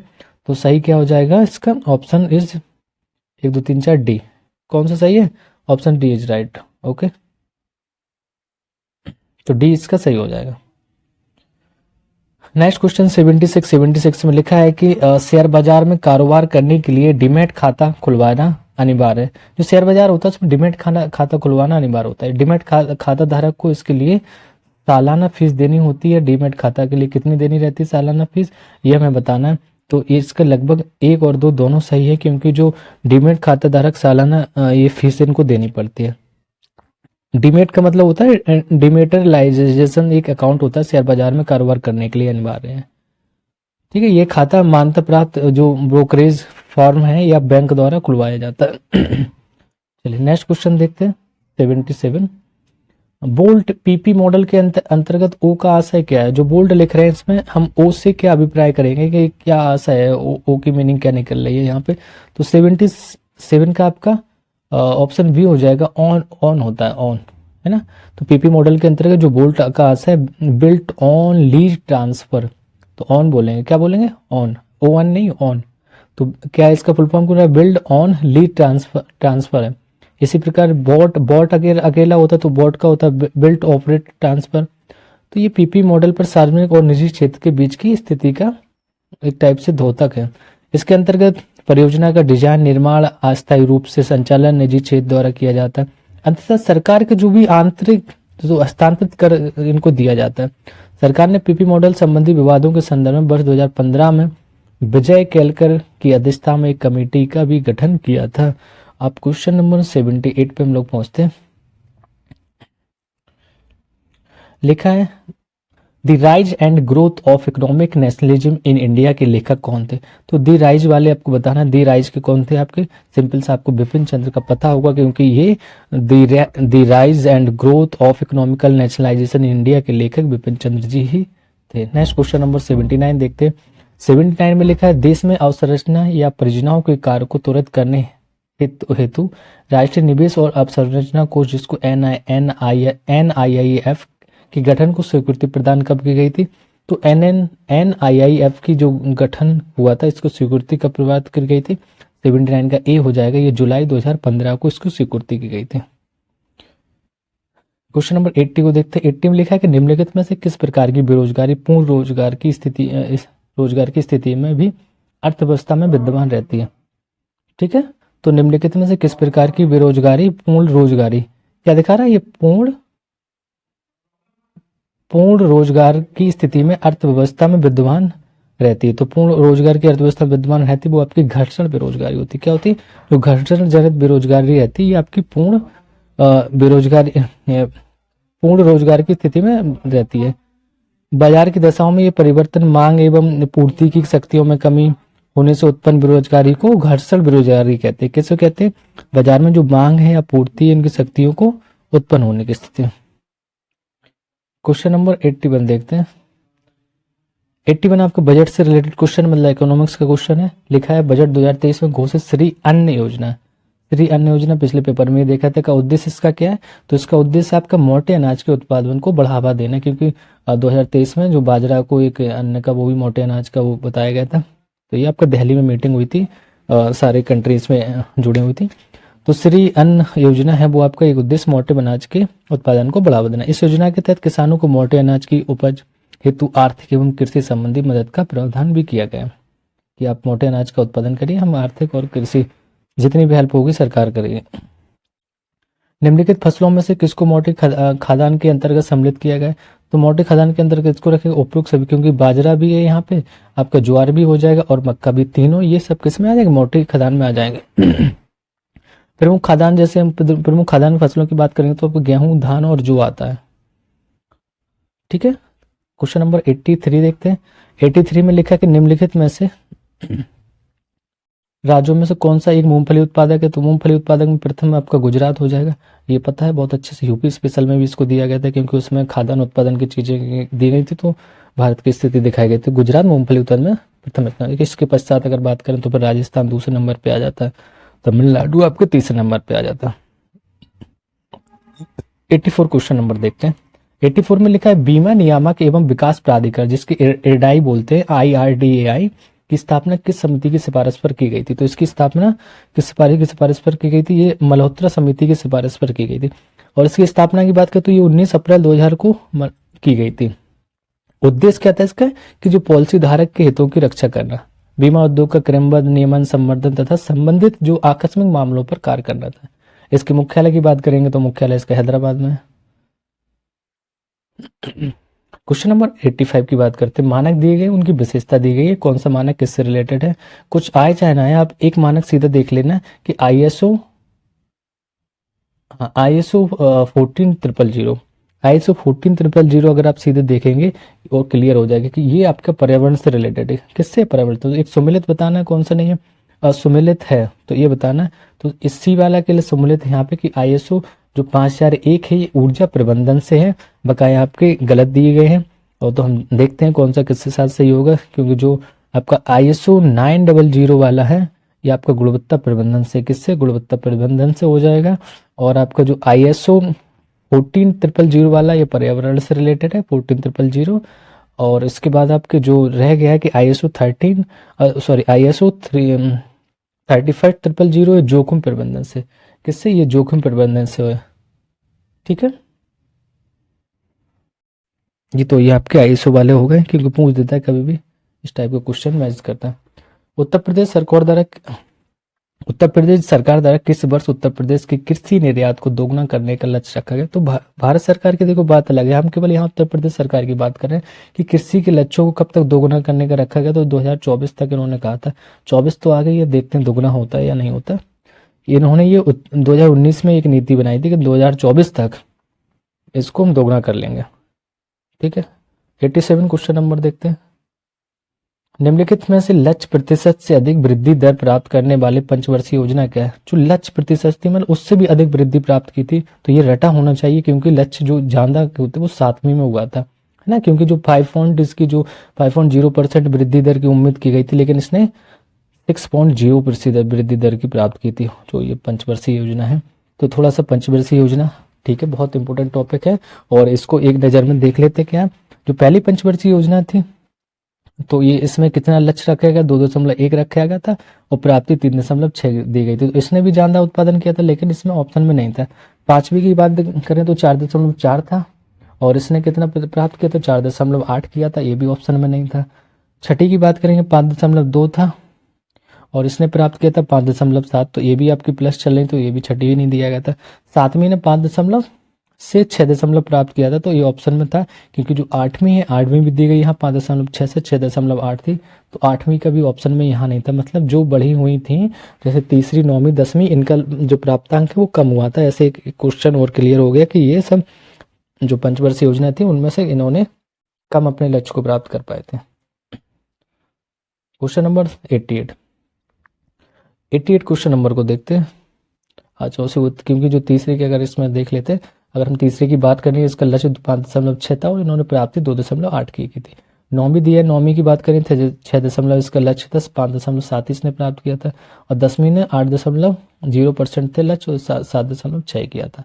चलिए क्वेश्चन नंबर अब नेक्स्ट देखते हैं 88 में लिखा है कि ISFR 2021 के अनुसार न्यूनतम वनावरण क्षेत्रफल वाला कौन सा राज्य, ये आराम से बता सकते हैं लोग, क्योंकि ये अगर आपने पॉलिसी पढ़ी है, वन नीति जो आई 2002 साल में, इसको वन नीति होती है 21 के बाद, 21 वाला भी पढ़ा होगा तब भी क्लियर होगा और 23 वाला तो अभी रिपोर्ट आई नहीं होगी, है ना, आ भी गई होगी लेकिन हमारे पेपर में भी नहीं आएगा। तो ये हरियाणा है, क्योंकि जो ISFR 2021 के अनुसार आपका जो राज्य है वो हरियाणा, इसके पश्चात फिर हम देखेंगे पंजाब आ जाएगा, फिर एवं गोवा आ जाएगा।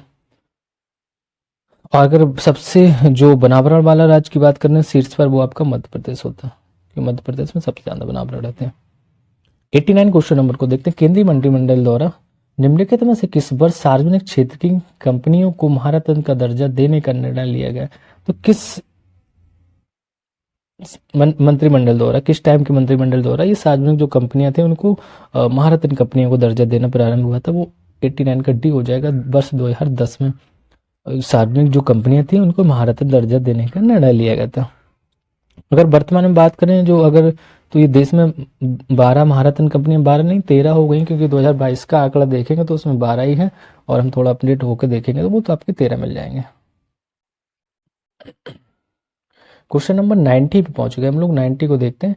90 में लिखा है कि निम्नलिखित में से किस प्रकार की सब्सिडी को व्यापार को आंशिक रूप से बाधित करने वाली सब्सिडी माना गया? तो कौन सी सब्सिडी ऐसी कि व्यापार को बाधित करी? तो ब्लू बॉक्स सब्सिडी है। ये कहते हैं कि ये व्यापार को बाधित कर रही है। देखते हैं इसमें क्या उपबंध थे। क्योंकि जो इसका उत्पादन के उद्देश्य से कुछ सीमा तक सब्सिडी की अनुमति है, जैसे बिजली, पानी, उर्वरक आदि पर ब्लू बॉक्स सब्सिडी के को व्यापार को आंशिक रूप से बाधित करने वाली सब्सिडी माना जाता है। क्यों? क्योंकि इन पे जो सरकार छूट कर देती है ना, जैसे चुनाव आता है, बिजली पानी ये सब फ्री कर देते हैं, तो उससे व्यापार बाधित तो होता ही है। छोटे स्तर पर नहीं, बहुत बड़े स्तर पर आप देखोगे जब पता चलेगा। बेवरेज जो वक्र है के संबंध में निम्नलिखित कथनों में से कौन सा कथन सत्य है? बेवरेज वक्र के बारे में बताना। ऑप्शन यहाँ पे आपका सी दिया गया है कि 1, 2 दोनों सही है, क्योंकि पहले में लिखा है इसके द्वारा बेरोजगारी की स्तर तथा रोजगार उपलब्धता के मध्य आरेखीय संबंध प्रदर्शित किया गया। सही है। वस्तुतः दोनों के मध्य विलोम संबंध पाया जाता है। हाँ, उल्टा भी पाया जाता है संबंध, विलोम शब्द भी पाया जाता है। तो ऑप्शन यहाँ पे आपका सी वाला सही था। 1 और 2 दोनों सही। 92 क्वेश्चन नंबर लिखा है कि वर्ल्ड इन्वेस्टमेंट रिपोर्ट, जो वर्ल्ड इन्वेस्टमेंट रिपोर्ट आई थी, इसमें निम्नलिखित में किस संस्था द्वारा प्रतिवर्ष जारी की जाती? तो कौन सी संस्था है जो वर्ल्ड इन्वेस्टमेंट रिपोर्ट जारी करती है? 92 का आपका डी हो जाएगा। अंकटाक है, अंकटाक। ठीक है, ये अंकटाक प्रतिवर्ष इस टाइप की रिपोर्ट को जारी करता है। क्वेश्चन नंबर 93 की बात करते हैं। 93 में लिखा है कि भारत समावेशी नवाचार कोष की स्थापना की गई थी। जो भारत समावेशी नवाचार है, इसकी स्थापना कब की गई थी? तो इसका वर्ष 2014 में इसकी स्थापना की गई थी, 27 जनवरी 2014। ये भारतीय नवाचार परिषद और एमएसएमई मंत्रालय संयुक्त रूप से इसकी स्थापित किया गया था। कोष की आरंभिक पूंजी इसमें 500 करोड़ रुपए थी। पूंजी अगर कितनी थी तो 500 करोड़। 94 क्वेश्चन नंबर लिखा है कि मानव विकास सूचकांक को बनाने में निम्नलिखित में से किस एक आधार का प्रयोग नहीं किया जाता? तो कौन से आधार का इसमें प्रयोग नहीं किया जाता? वो आपका हो जाएगा शिशु लिंगानुपात नहीं। शैक्षिक स्तर होता है, जीवन प्रत्याशा होती है, प्रति व्यक्ति आय भी होती, लेकिन आपका शिशु लिंगानुपात नहीं होता। ये संयुक्त राष्ट्र विकास जो कार्यक्रम है यूएनडीपी, उसके द्वारा प्रकाशित किया जाता है। अगर नेक्स्ट देखते हैं क्वेश्चन नंबर 95। ट्रिम्स का विस्तारित रूप क्या है? ट्रिम्स का विस्तारित रूप क्या है? तो ये आपका TRIMS, जिसको हम बोलते हैं TRIMS मतलब ट्रिप्स। तो ट्रेड रिलेटेड इन्वेस्टमेंट्स मेजर। तो रिलेटेड इन्वेस्टमेंट, ट्रेड मतलब व्यापार से, तो सी हो जाएगा यहाँ पे, है ना। ट्रेड रिलेटेड इन्वेस्टमेंट मेसर्स बोलते हैं उसको, या मेजर्स बोल सकते हैं। ये मतलब इसका जो संबंध है वो WTO से है, जो वर्ल्ड ट्रेड ऑर्गेनाइजेशन है। केवल यहाँ वस्तुओं के व्यापारी संबंधी निवेश और उपायों पर लागू होते हैं। यह ऐसे उपायों का समाप्त करने की व्यवस्था करता है जो स्वतंत्र व्यापार में बाधा बनाते हैं या बनते हैं। तो एक टाइप से ग्लोबल कनेक्टिविटी को बढ़ावा देता है कि जो भी बाधा बन रही है उनको चीज़ों को हटाएंगे और बकाया ट्रेड आपका चलाएंगे। क्वेश्चन नंबर 96 देखते हैं। तो यहाँ पे आपके कुछ रीजनिंग के क्वेश्चन है, तो फास्ट से हम लोग करते हैं रीजनिंग के क्वेश्चन को, है ना। चलिए देखते हैं। 96 का लिखा है कि ये पैटर्न दिया गया है, किस पैटर्न पे क्या हो रहा है। तो हम सीधा दिख रहा है 6 का टेबल या 60 का टेबल आप देख सकते हैं। 6 3 18 होता है, और उसके बाद फिर से 3 टाइम्स करेंगे तो 18 3 अच्छा 2 2 को पैर बना लेते हैं। ये 3 टाइम्स इसका हो रहा है। ओके ओके ओके, 3 टाइम्स इसका 3 टाइम्स। तो इसके ये किसका 3 टाइम्स होगा? इसके पहले वाला नंबर कौन सा होगा? तो 15 होगा ना, I think. Sorry 135, option D हो जाएगा यहाँ पे सही। तो इसी का 3 टाइम्स मल्टीप्लाई करेंगे तो वो आपका 405 पहुंच जाएगा। तो क्लियर हो रहा है। ओके, नेक्स्ट क्वेश्चन देखते हैं। 97 कितने ऐसे चार हैं जिनके पहले 7 हैं लेकिन बाद में 3 नहीं है? तो सिंपल सा आप आराम से बॉच कर सकते हैं कितने हैं कितने नहीं है। 97 का ऑप्शन ए आपका सही हो जाएगा। क्या हो जाएगा? ए, क्योंकि सीधा दिख रहा है पहला 4 आपका ये है और जिसके बाद में 3 नहीं है। ओके, फिर आपका 4 एक ये है जिसके बाद में 3 नहीं, फिर 4 आपका एक ये है जिसके बाद में क्या है? 3 नहीं है, फिर एक और है आपका ये बाद में नहीं है उसके बाद में है। तो कितने हो गए? 1 2 3 4, 4 आपका ऑप्शन कहाँ पे? ए सही हो जाएगा। ठीक है, नेक्स्ट क्वेश्चन देखते हैं। क्वेश्चन नंबर 98, विषम युग को चुनना है। विषम युग कौन सा है? क्योंकि लिखा है जो अगर हम बात करें कि जैसे लिखा है बोतल मदरा गेंद बल्ला कप चाय और घड़ा पानी, तो जैसे बल्ला से गेंद खेली जाती है और जबकि बोतल में मदरा होती है। सही है। कप में चाय तथा घड़े में भी पानी होता है। तो इस प्रकार गेंद बल्ला एक विषम है क्योंकि ये सारी चीज़ें पीने वाली हैं और गेंद बल्ला वो आपका एक खेलने वाला हो रहा है ना। तो सही हो जाएगा ऑप्शन इज आपका यहाँ पे बी गेंद बल्ला। क्वेश्चन नंबर 99 की बात करते हैं। आपके 99 में लिखा है एलसीएम और एचसीएफ क्रमशः इतना इतना है 12 और 144। तो यदि एक संख्या 36 है तो दूसरी संख्या क्या होगी? सिंपल सा क्वेश्चन आपने पढ़ा होगा। क्या करेंगे यहाँ पे? 12 गुणित 144 इक्वल टू क्या करेंगे? 36 इंटू एक नंबर में हमने मान लिया 36 इंटू एक्स मान लिया जो हमें फाइंड करना है ना। तो 36 को डिवाइड कर दो सीधा सा, एक्स की वैल्यू फाइंड कर लो, वही आपका आंसर हो जाएगा। तो क्या आ जाएगा आंसर आपका?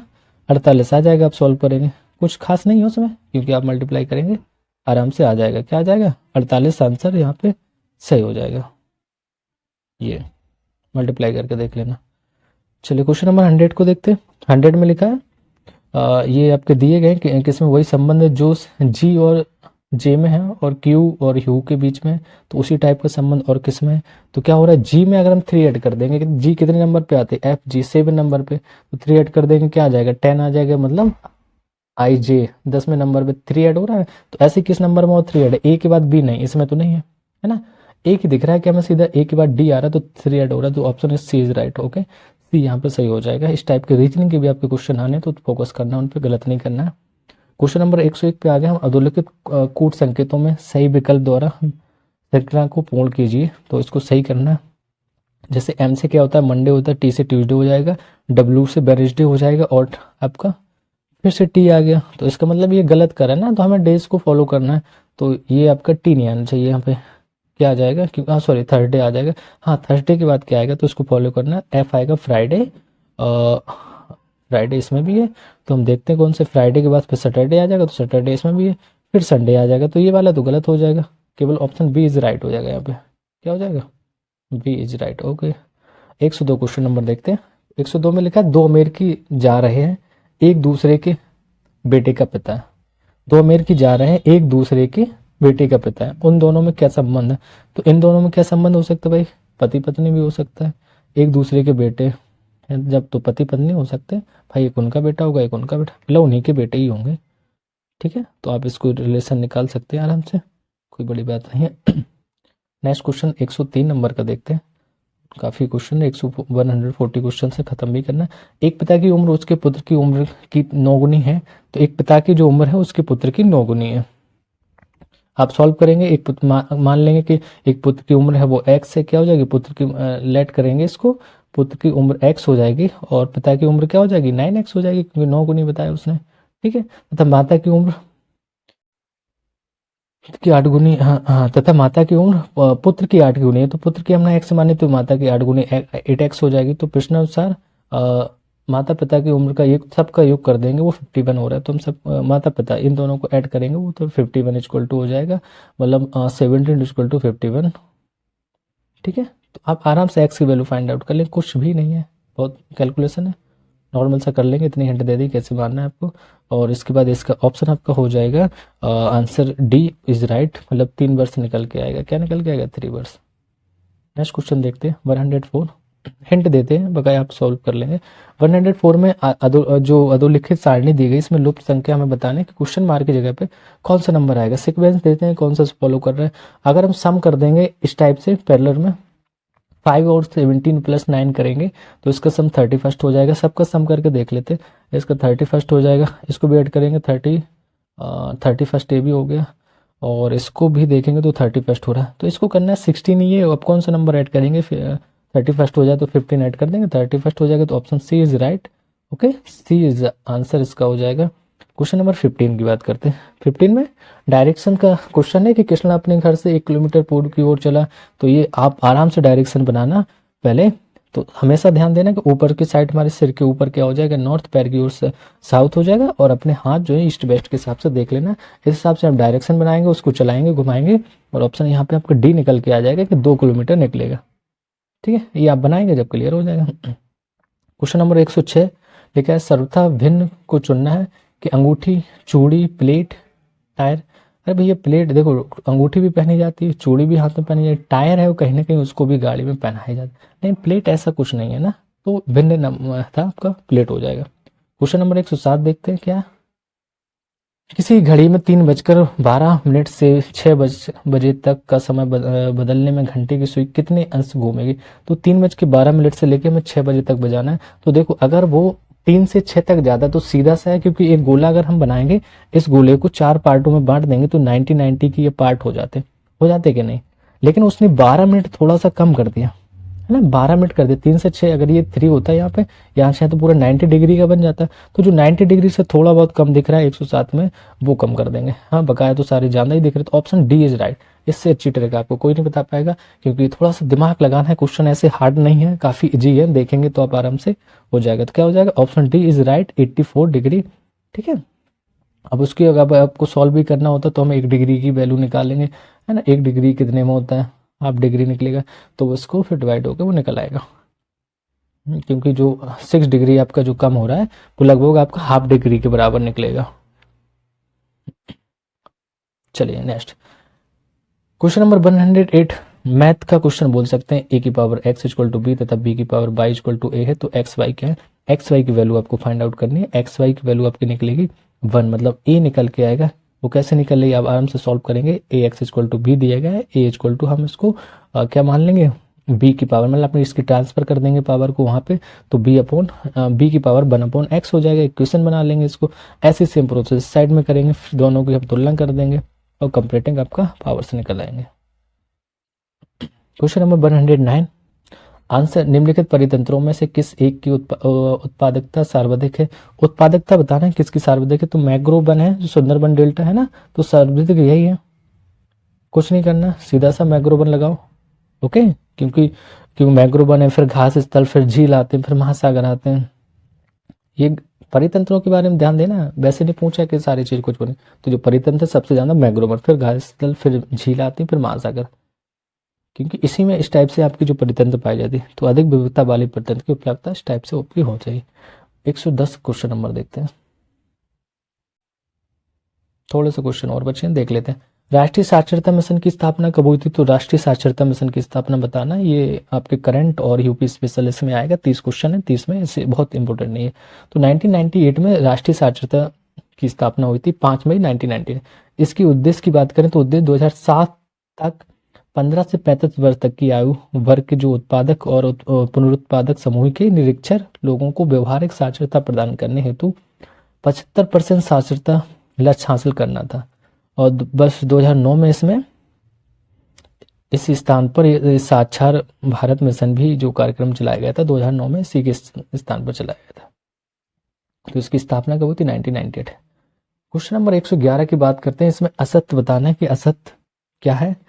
2 ऑप्शन दिए गए हैं आपके, 2 स्टेटमेंट दिए गए। उत्तर प्रदेश में सिंचाई नलकूपों के माध्यम से की जाती है,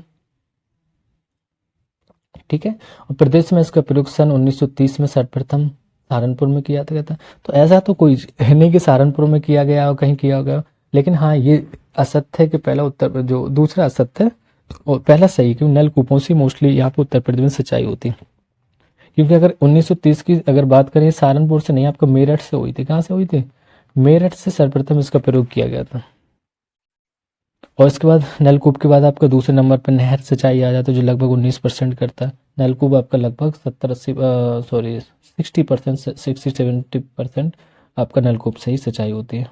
तो सहारनपुर नहीं, क्या हो जाएगा? मेरठ हो जाएगा। क्वेश्चन नंबर 112 देखते हैं। लिखा है मर्कोसुर। मर्कोसुर एक मुक्त व्यापार संगठन है। तो ये किससे रिलेटेड मुक्त व्यापार संगठन है, इसको बताना है। उसका ऑप्शन डी है, ये दक्षिण अमेरिका का है। कहाँ का? दक्षिण अमेरिका का। इसकी स्थापना की बात करें तो 1991 को जो असुनिश्चित की संधि से हुई थी, टेरिटरी ऑफ जो अनुसियंस था उसके फलस्वरूप हुई थी। यह दक्षिणी अमेरिका अमेरिकी देशों का संगठन है। इसकी शुरुआत 4 देशों जैसे अर्जेंटीना हो गया, ब्राजील, पराग्वे और उरुग्वे की गई थी। यह सीमा शुल्क संघ तथा व्यापार मुक्त क्षेत्र की तरह कार्य करता है, जो यूरोपियन यूनियन की तरह कॉमन मार्केट होने की आकांक्षा रखता है। यूरोपियन यूनियन का जो ओपन कॉमन मार्केट है उसी टाइप से ये भी आकांक्षा रखते हैं कि हम भी बना रहे अपना उसे। क्वेश्चन नंबर 13 को देखते हैं। 13 में लिखा है गोमती नदी किस स्थान पर गंगा नदी से मिलती है। तो बताइए, ये तो आप आराम से बता लेंगे ना, 13 वाला सबको पता होगा, गाजीपुर। ओके, क्योंकि यहाँ पे ही गोमती नदी है। वो जाके अगर गोमती नदी का पहले हम उद्गम देख लेते कहाँ से होता है, पीलीभीत का एक जो दलदली क्षेत्र है जिसको हम फुलर झील भी कहते हैं, वहां से होता है। और पीलीभीत से है सहारनपुर, फिर खीरी, सीतापुर, सॉरी लखनऊ, सुल्तानपुर एवं जौनपुर होती है, ये बहती हुई गाजीपुर के निकट कैंथी नामक स्थान पर ये जाके यमुना नदी में मिल जाती है। और लगभग ये सॉरी गंगा नदी में मिल जाती है। लगभग 940 किलोमीटर का ये सफर करती है यहाँ का।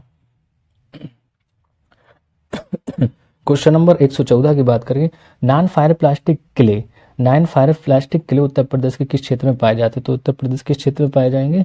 तो ये आपके मकरी एवं खोए क्षेत्र मतलब मिर्जापुर में पाए जाते हैं। थोड़ा सा डिटेल देखते हैं इसकी क्या होती है कि जो बांसी, बकरी एवं खोए क्षेत्र है जो मिर्जापुर के नॉन फायर प्लास्टिक के लिए है। और सोनराई क्षेत्र जो ललितपुर का है वो तांबा के लिए प्रसिद्ध है। और भीकमपुर जो क्षेत्र ललितपुर का वो सोना के लिए प्रसिद्ध है। कजराहट क्षेत्र सोनभद्र का है, डोलोमाइट के लिए फेमस है। तो आपके ऑप्शन ए हो जाएगा। नेक्स्ट क्वेश्चन देखते हैं 15 का लिखा है प्रोजेक्ट एलिफेंट के अंतर्गत उत्तर प्रदेश एलिफेंट रिजर्व की स्थापना की गई थी। तो उत्तर प्रदेश में एलिफेंट रिजर्व की स्थापना बताना भैया आराम से ये कर लेंगे लोग, क्योंकि सितंबर 2009 में इसकी स्थापना की गई। अब यूपी स्पेशल जो मैंने डाला है उसमें क्वेश्चन कराया गया, तो आपको पता होगा, जिसने ये वीडियो देखा होगा उसको पता चल गया होगा। क्योंकि इसके अंतर्गत लगभग 744 वर्ग किलोमीटर का क्षेत्र है वो उत्तर प्रदेश में हाथी के लिए, जैसे तराई एवं शिवालिक जो गिरिपदों में पाए जाते हैं उनके संरक्षण के लिए इसमें बंद किया गया। क्वेश्चन नंबर 116 की बात करते हैं। 116 में लिखा है कि जनगणना, हाँ देखिए अब जनगणना से कुछ सेंसस तो पूछा ही जाना, 2011 की जनगणना भी चल रही है। जनगणना 2011 के अनुसार उत्तर प्रदेश कुल कार्यशील जनसंख्या के कितने प्रतिशत लोग कृषि एवं समृद्ध क्षेत्र में नियोजित है? तो कृषि एवं उससे समृद्ध क्षेत्र है कितने लोग नियोजित है? लगभग आपके 60% लोग, मतलब 59.63% लोग हैं। अब इतना एक्यूरेट डाटा नहीं पूछेगा, लेकिन उन्होंने उसके आसपास 60 वाला भी दिया है, तो 59.3%, क्योंकि 2011 की जनगणना थी जो कार्यशील जनसंख्या है वो से। इसमें लगभग 29 कृषक एवं 30.3% आपके कृषि श्रमिक लोग हैं। तो कृषक और कृषि श्रमिक लोग, कृषक किसान और कृषि श्रमिक जो खेती में काम करते हैं। क्वेश्चन नंबर 17 लिखा उत्तर प्रदेश औद्योगिक निवेश एवं रोजगार प्रोत्साहन नीति जो 2017 के तहत राज्य निवेश प्रोत्साहन बोर्ड SIPB का गठन किसकी अध्यक्षता में किया गया था? SIP का गठन बताना है किसकी अध्यक्षता में किया गया था? तो मुख्यमंत्री की अध्यक्षता में किया जाएगा, वो भी उत्तर प्रदेश का है ना।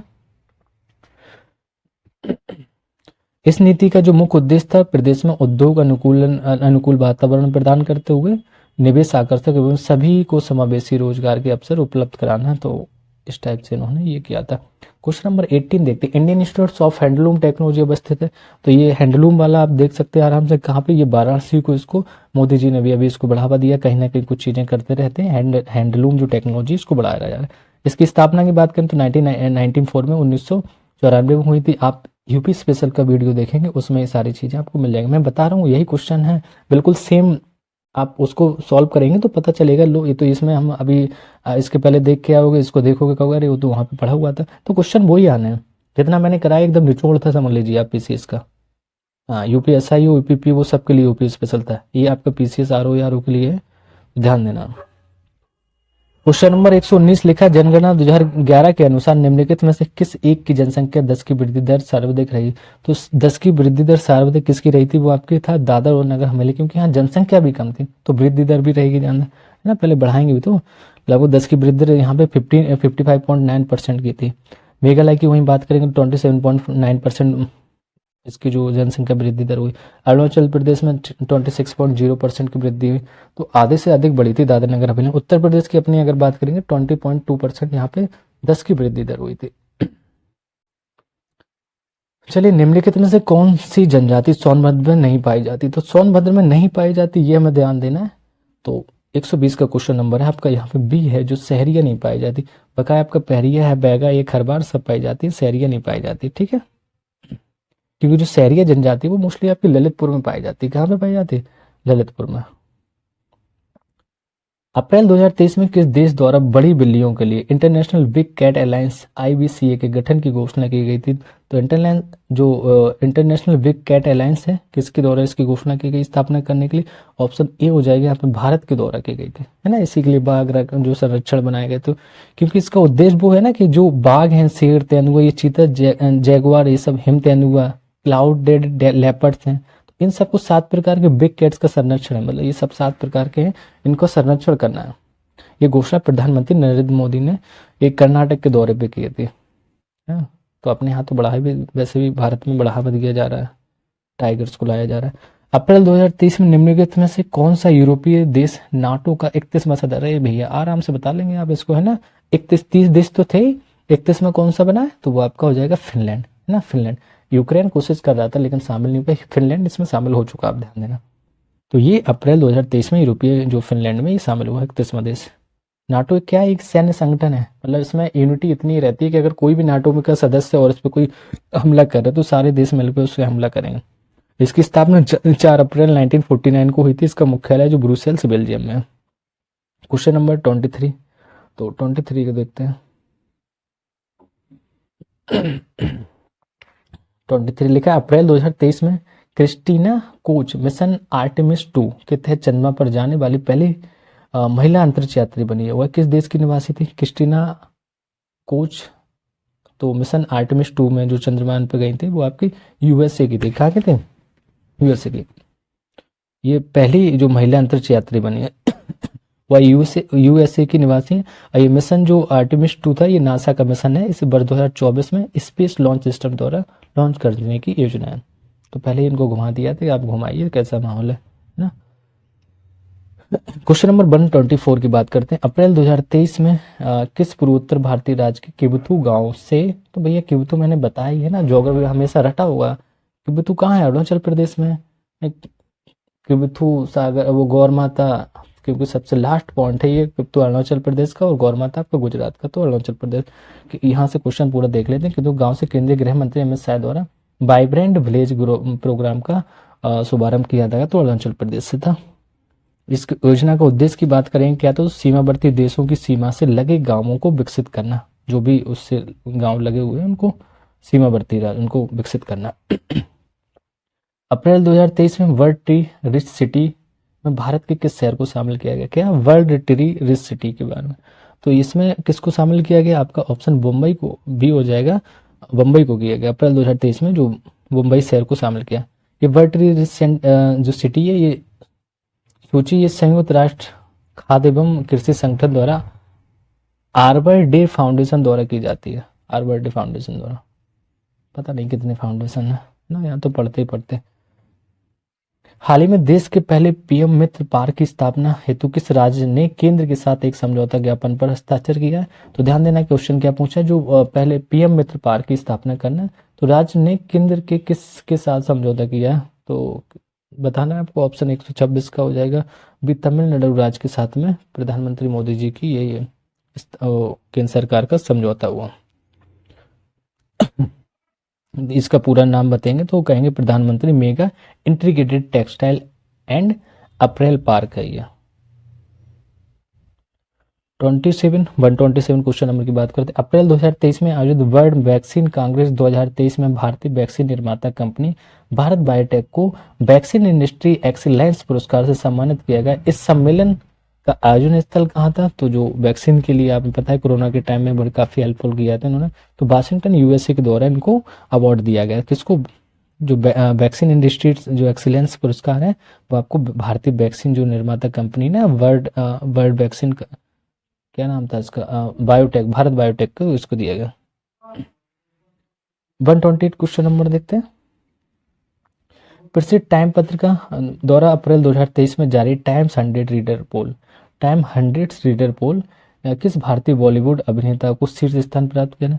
तो कौन से अभिनेता को दिया गया? भाई शाहरुख खान को दिया गया, क्योंकि टाइम्स 100 रीडर में ये जो अभिनेता शाहरुख खान को शीर्ष स्थान प्राप्त हुआ। ठीक है, ये टाइम पत्रिका एक टाइप से। नेक्स्ट क्वेश्चन नंबर 129 देखते हैं। तो थोड़े से क्वेश्चन और बचे, हम लोग खत्म करते हैं इसको फिर और फिर मैं हिंदी का भी कराऊंगा, 2-4 पेपर ये करा लूँ, फिर लगातार हिंदी के पेपर छोटे छोटे रहेंगे, क्योंकि उसमें 60 क्वेश्चन आने ओनली ना। तो अप्रैल 2023 में निम्नलिखित में किस देश को यूएनएससी की अध्यक्षता सौंपी गई? तो अध्यक्षता बताना ये, क्योंकि इसके 5 परमानेंट मेंबर होते हैं, 10 आपके अल्टरनेट मेंबर रखे रहते हैं, तो इसको नेक्स्ट अध्यक्षता किसको दी गई? रूस को दी गई, है ना। तो रूस को इसकी अध्यक्षता की गई। अब इसका कड़ा विरोध भी हुआ था, क्योंकि इस टाइम पे जो यूक्रेन और रूस का युद्ध हमेशा चलता रहता है। इसकी स्थापना 1945 में एक जो संयुक्त राष्ट्र चार्टर द्वारा इसको किया गई थी। क्वेश्चन नंबर 130, अप्रैल 2023 में निम्नलिखित में से कौन श्रीलंका एवं न्यूजीलैंड के मध्य खेली गई पुरुषों की T20 श्रृंखला में एम्पायरिंग करने वाली पहली महिला एम्पायर बनी है? तो जो T20 श्रृंखला श्रीलंका और न्यूजीलैंड के बीच खेली गई थी, उसमें एक महिला एम्पायर को बनाया गया, तो वो थी आपकी किम कार्टन। कौन थी? किम कार्टन को। ठीक है, ये न्यूजीलैंड की निवासी है। 131 क्वेश्चन नंबर देखते हैं। इसमें लिखा है अप्रैल 2023 में कॉप इंडिया 2023 नामक, मतलब कॉप इंडिया 2023 नामक वायु जो सैन्याभ्यास भारत एवं किस देश के मध्य आयोजित किया गया? तो कौन सा ध्यान देना है नाम, ये कॉप इंडिया 2023 नामक, तो ये आपका बी हो जाएगा, अमेरिका के द्वारा। ये अमेरिका और भारत के बीच एक सैन्य अभ्यास था, ठीक है, जिसमें आपका वायु सैन्य अभ्यास का आयोजन किया गया। ये पश्चिम बंगाल में हुआ था, पश्चिम बंगाल के कलाई कुंडा एयरबेस पर हुआ था।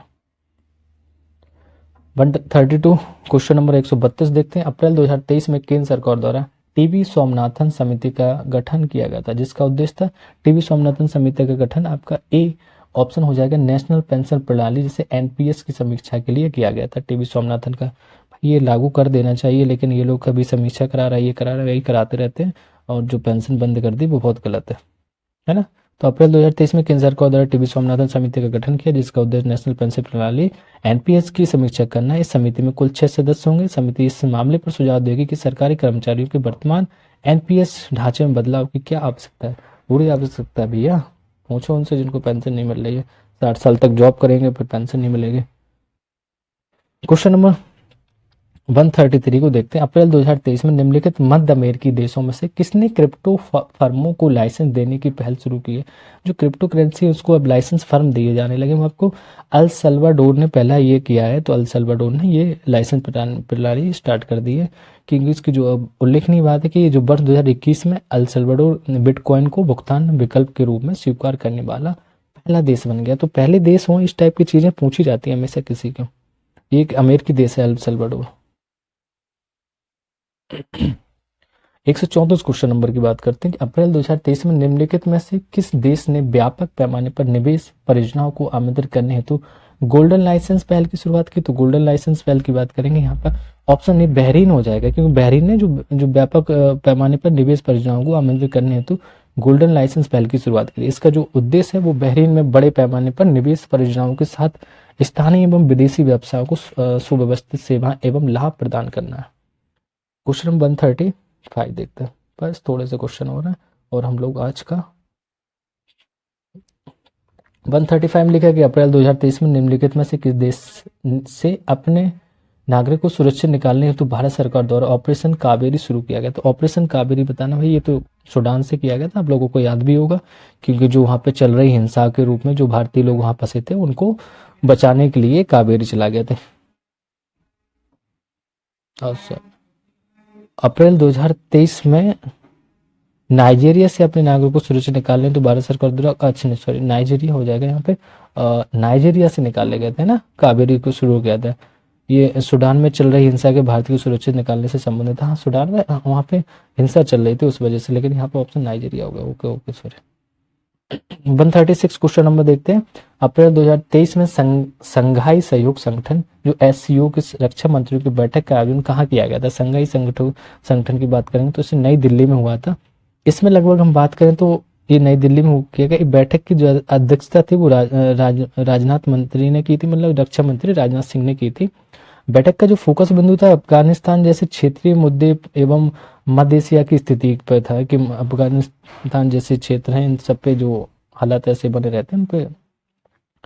चलिए 137 की बात करते हैं। निम्नलिखित में से किस तिथि को वैश्विक बौद्धिक समता दिवस मनाया गया था? कुछ तिथि को वैश्विक बौद्धिक समता दिवस मनाया गया, तो 137 का डी हो जाएगा। 26 अप्रैल को 2023 को इसको बौद्धिक समता महत्व को उजागर करने हेतु की शुरुआत की गई थी। ठीक है, नेक्स्ट क्वेश्चन 38। अप्रैल 2023 में किस ग्रह के विस्तृत अध्ययन हेतु यूरोपीय अंतरिक्ष एजेंसी ईएसए द्वारा जूस मिशन प्रारंभ किया गया? जूस मिशन भैया पी जाओ जूस को, किसने किया था? बृहस्पति ने, है ना। तो बृहस्पति मिशन के लिए, तो बृहस्पति के विस्तृत अध्ययन हेतु यूरोपीय जो अंतरिक्ष एजेंसी ईएसए है इसने जूस मिशन प्रारंभ किया था। ठीक है। 139 question number second last question है। अप्रैल 2023 में कवम पनीर थ्राचाई अंगूर को जीआई टैग प्रदान किया गया है, किस राज्य से संबंधित? जो आपका जीआई टैग है कम्बम पनीर, तो किस राज्य से संबंधित आपका? यहाँ पे तमिलनाडु से है। जो एक टाइप के ये जो अंगूर की जीआई टैग है, एक अंगूर की खेती है। ठीक है, इसका उत्पादन तमिलनाडु राज्य की जो कंबन घाटी में किया जाता है, इस वजह से इसको कम्बम नाम दिया गया। अप्रैल 2023 में भारत एवं श्रीलंका के मध्य आयोजित जो सिलीनेक्स 2023 एक कैसा युद्ध अभ्यास था? ये सैन्य था या वायु था? तो कौन था? नौसैन्य अभ्यास था। ठीक है, सिलीनेक्स जो श्रीलंका से करा जाएगा, तो मोस्टली वहां पे समुद्री एरिया में ही नौसैन्य अभ्यास हो जाएगा। इसका अभ्यास का जो उद्देश्य था नौसेनाओं के मध्य आपसी समझ को सुधार करना था। ठीक है, ये आपका अप्रैल में किया गया था भारत श्रीलंका के मध्य। तो आई होप ये टेस्ट नंबर 2 था इस प्लेटफॉर्म पे, आप लोगों को पसंद आ जाएगा। ये आपके पीसीएस हो यूपी आरओ या आरओ दोनों के लिए बेनिफिशियल है। तो आप इसको देखिएगा और बताइएगा किस टाइप के क्वेश्चन से। देखिए करंट जो यूपी स्पेशल मैंने करा है उसी से क्वेश्चन इसमें भी आ रहे हैं, आप देख लेना। तो उसको भी अगर आपने क्लास नहीं देखी यूपी स्पेशल की देख लेना।